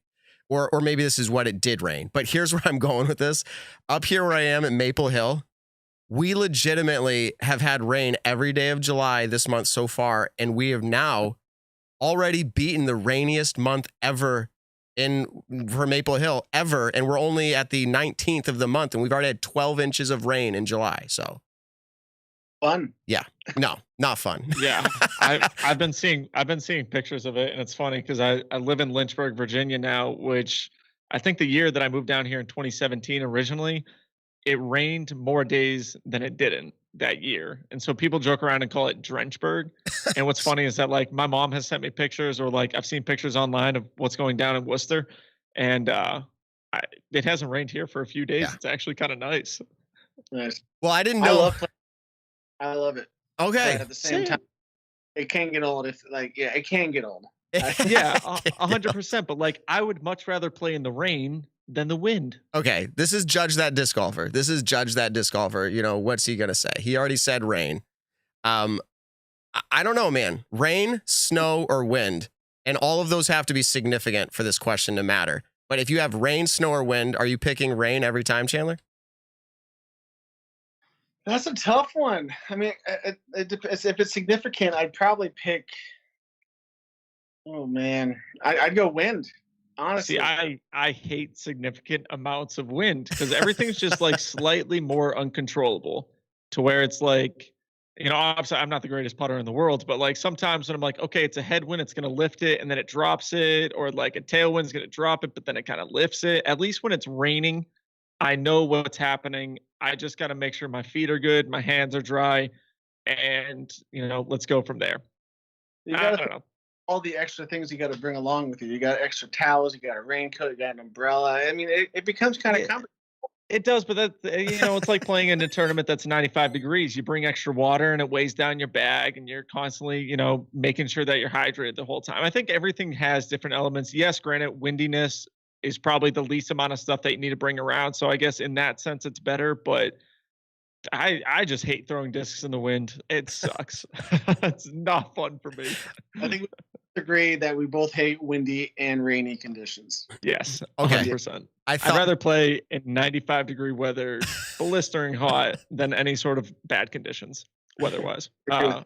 Like elements. Okay, Nick, I've thought of, you know how we did that bullseye target challenge or whatever we called it, CTP, with the rings lighting up? All right. Yeah. In the winter, we film one of those segments with snow. And then we film one while it's raining. And then we film one while it's really windy. And we see how it plays out for us. And it's actually kind of a great idea, Matt. All right. Like we're going to bring Judge That Disc Golfer to the real world. And we'll have to, oh, by the way, yeah, we're going to have to release some more information on that soon. We've got some ideas for Judge That Disc Golfer in the real world. Okay. Chandler, we're so glad that you joined us. I root for you often just because of the fact, and I'm sure you have lots of fans that root for you often, but just meeting a pro disc golfer out there in the world touring, for the most part, unless they're super weird and like just mean, I'm probably going to root for you. So, but I'll say you have a fan in me, and I'm really glad that you took that event down. You're going to have to find something for those Mosquitoes. But I'm glad you took it down. Do you have any fundraiser discs coming out this year? Have you already come out with them? What's kind of the idea on that? Yeah, so I'm actually going to the factory tomorrow to hand pick 100 Chanimal discs that I'll be selling online in the next couple weeks.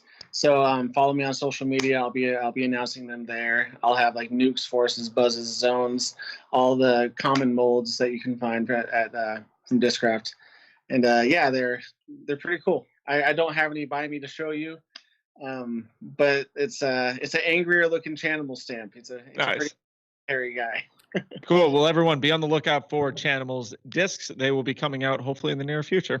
Hey, Chandler, do you have like 2, 3, 4, 5 more minutes left? Yeah. All right. We're gonna cut him loose, but I figure our next topic, as fun as it is, and we were already talking about like which he would rather. I'm just gonna involve him in this next topic of conversation that Nick and I were gonna take down. And it actually has little to do with disc golf, but it happens on a disc golf course. It's what we snack on. Just out of curiosity, each of us can give our input on this, but what's your snack or snacks of choice that you're like, oh yeah, I really love having that on the course? Jerky. All day. There you go. One and done. Lately, either obviously Double G craft jerky, or it's like just Jack Link's gas station jerky. But if I can get my hands on Double G jerky, I'm getting the garlic lovers or the teriyaki. I haven't tried the new Paul McBeth stuff, but the barbecue one's really good. I'll try. Oh, actually, I did try it at Delwood. It might have been it was a little bit too sweet for me. I did enjoy it, but I think I'm still sticking with the garlic lovers. No, it makes sense. Holy cow. Like, marketing genius. Somehow Garrett Gurthey, Double G craft jerky has done it. Like, what are we talking about on our show? Free advertising? We're talking about Garrett Gurthey jerky. It's just, it comes up, I swear, every single show. So, and it is a good product. I actually had some today. It's like, it is a good product. And in fact, speaking of Garrett Gurthey, I texted him a couple days ago. I said, hey, I want to get a pellet grill, smoker, whatever. What should I get? He sent me a response, said, this is the one you want. So I'm going to be ordering it. Nice. We'll see. I'm going to have to get some tips from Garrett. But so you said jerky, no candy, nothing else like that, just jerky. Occasionally trail mix, but try to stay away from the I don't like bringing like Skittles or Starburst or anything on the course. I don't think that's really helpful. Like towards the end of the round, I just crash. But protein, trail mix or jerky. That's my go-to. I'm laughing because I'm like, that's what's wrong with my game. Yeah, you're over there sitting sour Skittles and everything like that. Oh, really? I remember Matt will bring his son out for a round on practice rounds or tournaments and stuff like that. Matt will be carrying the disc golf bag and Hunter's carrying the candy bag. Oh yeah, you mean down the fairway? Yeah, you mean like for like the Pro Tour events? Yeah. I remember cutting my whole upper mouth was it was bleeding because I had so many of the sour Skittles at once. It was just like, oh, they're addictive. They're amazing. Well, but all Sour of a sudden, Patch I Kids. took a spit and I was like, oh, that's definitely not Skittle. That's blood. And I was like, whatever. Oh man. So so Nick, we're already kind of said what mine are. I love Sour Patch Kids out there, sour gummy worms. I love sour stuff. Like that's my thing. I love it. But besides that, yeah, like the peanut butter Ritz crackers, those are good out there. I am a snack guy. Like I load up my back with jerky, Oreo cookies. I mean, like anything that's easily snackable. And the best thing I ever saw, I think, was Holly Finley saying you can have bag bacon. She made bacon, put it in like a Ziploc bag, and like carried it around in her bag with her. She could have bacon mid-round. It's pretty interesting. Sounds good to me. Yeah, right. So Nick, what's your snack of choice? Normally for rounds, I'll bring out like a Cliff Bar. Sometimes I'll bring out like a protein bar if I find a good one at a gas station. I can't justify buying beef jerky unless it's Garrett's. Honestly, I cannot justify spending like $9 or $8 on a bag of jerky. I can't anymore. It's good. Believe me, I love beef jerky. But I'd rather just get like a Cliff Bar. I try not to eat too many sweets. I did when I was out in Utah. Actually, I had at the golf shop that they had there. they had these like Skittles, and so I'd have them every so often. But I try not to, like, when I'm at the house just chilling, I don't really snack on Skittles or anything like that. My guilty pleasure is cereal. If I'm gonna snack on something, it's usually I'll have like 2 or 3 bowls of cereal, and I'll do it at like not like probably after this podcast when I go back home, I'll probably have like 2 bowls of Frosted Flakes. It's just I don't know why. I love cereal. I don't know why I'm laughing so much. I'm just over here laughing because I'm imagining Nick, because I thought we were talking about like on the course generally, and it kind of on the shifted. course too. And on I'm the just course, like Cliff Bars at home cereal. I'm just jug of milk. Yeah. Oh yeah. Walking down the fairway. Exactly.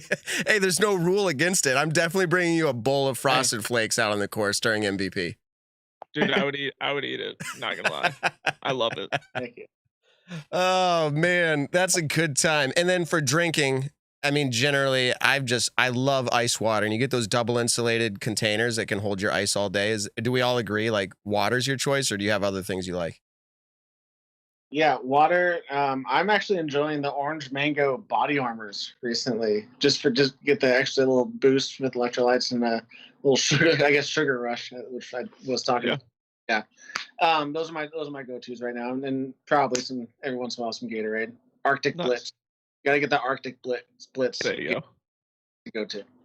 Now we're getting into specific flavors. They're all sneaky good. Like I don't like orange anything or like lemon, usually like candy and stuff like that. But like every now and then, man, that lemon Gatorade, the orange Gatorade, the blue, the Glacier Freeze, or what's that other one? It's like something cherry. I don't know. It's like white cherry or something. I don't know. Now we're getting on a whole different topic here. But. Yeah. All right. So I like having Gatorade every so often. I generally don't bring it out for rounds. Mostly I just bring out water, but I always buy, I don't know if this is true. It might be, but I feel like every tournament that I've won or done well at, I've always been drinking smart water. And so now whenever I play disc golf, I try to go into a gas station that has like the 2-for-4 deal. And if it's a 2-round event, I'll usually buy 4 waters or something like that. And I always buy smart water now though. I don't know if it's the best kind of water out there, but usually they have that like 2-for-4 deal, and I feel like I've always played well with it, so I just buy Smart Water. If it works, go with it. Yeah. Yeah, exactly. So shout out to Smart Water. Sponsor me, please. Yeah, remind me, Nick, next time we do a segment like this is definitely sponsored material. Like we need to get people to sponsor it, like Gatorade, Skittles, all these places. So. Exactly. Oh, someone commented. Craft jerky. It was Glacier Cherry. That was the flavor I was looking for. It's really nice. It's like a hybrid flavor for sure. Really interesting. So. Yeah, I don't like anything cherry. I'm not gonna lie, Matt. You're on your own with this one. Someone said Glacier Cherry is the best. That's their comment. I think it said Amy West. Thank you, Amy. So that person needs to be removed from the chat. Tastes like pop syrup. No, thank you. Oh, yeah. Oh, okay. Exactly. You've had it. Okay, interesting. Yeah, it's not my favorite. It's good to change it up. All right. I think we've come to the end of this interview. We've talked about a lot of things. I mean, I don't know where it's going next, but I think Chandler wants to go get a shower in or something. He just had a nice practice round. So we are going to let you go. Any shout outs or anything you want to do before you go, Chandler? Shout out to Pack X Disc Golf and Whale Sex and Wander Disc Golf and Discraft Disc Golf and Upper Park Discs, Upper Park Bags. Sorry. Those are all my sponsors. And shout out to my Olympia Washington crew. I love you guys. And I read all the messages, and I appreciate the love and support I got last weekend. Cool. Well, thank you so much for coming on the show last minute. It was definitely a surprise seeing your name come into the chat board, so really appreciate it. And obviously, from the Nick and Matt Show, we wish you the absolute best of luck at DGLO. Thank you so much. I appreciate you guys a whole bunch. We'll see you. We'll see you when you come around. Have a good evening. Peace. All right. Chandler Fry, everybody. That was pretty cool. Nick, we were trying to line him up. We were. And so luckily you got Dion Arlyn to come on, who is actually friends with Chandler Fry. They know each other pretty well. And so through me saying I didn't get a text back from Chandler, maybe I'm not as important as the other people, but luckily Dion was able to go in and hook that up for us. So we really appreciate all the people making that work. Yeah, I get a message, Chandler. Sorry. Wow. Yeah, I would have loved to be on the show. And I'm like, you can still come on. You still got time. And so Here at the Nick and Matt Show, we don't care about time. We don't care about people's sleep schedule. We talk about disc golf, and we love it. I'm laughing so much tonight. The chat's kind of funny. Amy West, who said Glacier Cherry, she's like, Chandler Fry gave me a thumbs down. I'm offended. LOL. So we're glad to talk all things disc golf. We really are coming down to the end. I had a lot of other things to talk about, but what I will say is this. We are next week, as I already mentioned in the beginning, we make it to this point. Next week, the plan, and it is scheduled to happen. Matt Kruger of UDisc, one of the original founders, as well as their data scientist, yes, that is how they refer to him, will be on to discuss not maybe stats in the compilation of like the way StatMando did it, but more in how are they coming to their ranking system. So be on the lookout for that. So I guess kind of one thing on that topic, for people to get involved with the show and kind of like with Matt and I personally, I'd love it if everyone would either leave YouTube comments or send us messages either on Twitter or Instagram, and just give us who your top 5 is for MPO and FPO. Give us your own kind of UDisc rankings, because I know eventually StatMando is actually coming out with your ranking system. So I'm actually curious who you guys think will be on there, and then we can kind of relay that to Matt Kruger and just kind of see how everything matches up. So hit us up on the Nick and Matt Show on Twitter or the Nick and Matt Show on Instagram, and we'll go through all the comments and kind of like jot them down. Yeah. And then I also want to shout out, now this is super far in advance. If anyone ever wonders what it takes to line up a celebrity for an interview, besides Ben Askren, who celebrity, but we were able to nail him down because of the Disc Golf Pro Tour Celbrity Pro Am event. It made sense. It worked out. We have reached out to a few of the celebs. We lined up Andrew Zimmern. If you don't know who Andrew Zimmern is, go check him out. He's a chef, food critic, Bizarre Foods, if you recognize that. I love his personality. He loves disc golf. We've lined him up. You ready for this, though? You got to wait for 2 months, September 27th. Yeah. Mark it down on your calendars. We have lined up Andrew Zimmern. That should be epic. We had to work. This is the first time, Nick. Well, no, second. We had to work through an assistant. Like literally, let me hand you off to my assistant who's going to do everything for me. So yeah. The other person, this is the quiz, Nick. Who was the other person that we had to work with an assistant to get on? Garrett Girthy. That's right. Garrett Girthy. Yeah. Awesome. Oh, I pay attention. But I was going to say, Matt, we had our assistants talk to his assistants. So, we had our people talk to his people, and we're setting it all up. So don't worry about it. We got you guys. September 27th. Yeah, I guess I'm just bringing it up. We work here to try to create cool things that happen in interviews. And I always feel like it sounds like we're complaining, but it's more I'm just interested in sharing how it works over here. It takes work to get people lined up, and we're excited to do it. Always leave with us who you think would be a cool guest. We definitely peruse that, and we try to make it happen.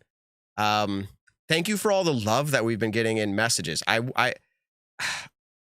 want to give a heartfelt, I'm trying to see here. I don't want to say names because some of this is private and personal, I'm sure. We received messages this past week after talking about anxiety, breakdowns with Kona. I talked about my own personal struggles, and we received messages from people saying that, I'll use some of the words here. You guys are the best, and I'm glad you guys are here to help those who need it, and you two are truly an inspiration, and your show helps me through stress and anxiety. So from the bottom of my heart, thank you. It blows my mind, and it actually caused me to step back this week. And I actually had a conversation with my wife. I was like, I listen to podcasts. Like, I don't know if you do, Nick. Do you listen to any podcasts regularly at all? Not regularly, here and there, though. Talk shows. I'm such a music person. Yeah, I'll listen to clips and stuff like that. Okay, so you'll find something that relates for you. But I listen to podcasts. Yes. And I generally feel like I get to know the people that I'm listening to. And it's probably weird because they have zero idea who I am. Like they're not like, oh my goodness, Matt Graham's listening to me talk. But to me, the listener, I'm able to engage with them in somewhat of a meaningful way, I feel like I'm a part of their conversation. And I don't think I ever stopped, as crazy as it may seem, Nick. You and I, people that are listening right now, I always say driving around in their cars or working out or working. Like, and I mean this in no weird or offensive way. Like, they feel like they're getting to know us because they sit down and they listen to us every week. So how do we say hello and thank you to those people right now in this moment who are listening? Is like, I'll say it and I'll give it over to Nick. Yeah. Sincerely, we appreciate you, the person that's listening to this right now. If I knew your name, I know some of your names, but we seriously appreciate you. And in person one day, if you see me, because you're going to know who I am, and I apologize, I'm probably not going to know who you are.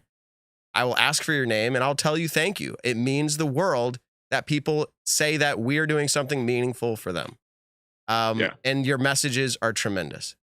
Nick, I don't know if you have a message for these people, but they love you too. Hey, yeah. No, I wholeheartedly agree with that. I mean, a ton of people when I was out in Utah for the World Championships just said, you know, how much they appreciate what our show is doing for people and just the content that we're putting out there, and that they love the show just in general. And that was a very, very cool feeling. It definitely put a smile on my face before every round and after every single round. It's just that, you know, hey, good luck. We love your show and everything like that. So it truly, truly does mean a lot to Matt and I.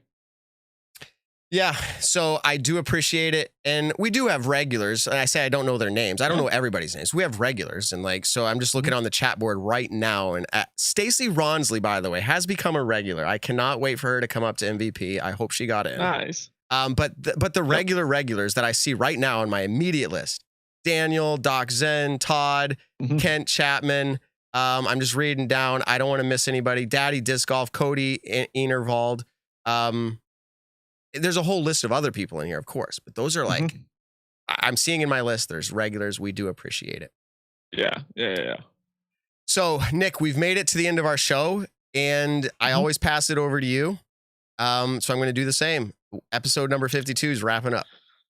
Episode 52. We really, really, really appreciate everyone tuning in today. Don't forget, if you go into Manscaped, use code Nick and Matt for 20% off of your order. Free shipping worldwide as well. Tell someone you love them this week. We really, really, really appreciate you guys tuning in. Leave some comments, likes, subscribe, everything like that on the YouTube channel. Tell someone you love them this week. We'll catch you in the next one. That's right. Nick, you're awesome. The Nick and Matt Show, a disc golf podcast designed for you, the disc golfer. Find the Nick and Matt Show on your favorite podcast platforms or stream us live exclusively on the Foundation Podcasts YouTube channel.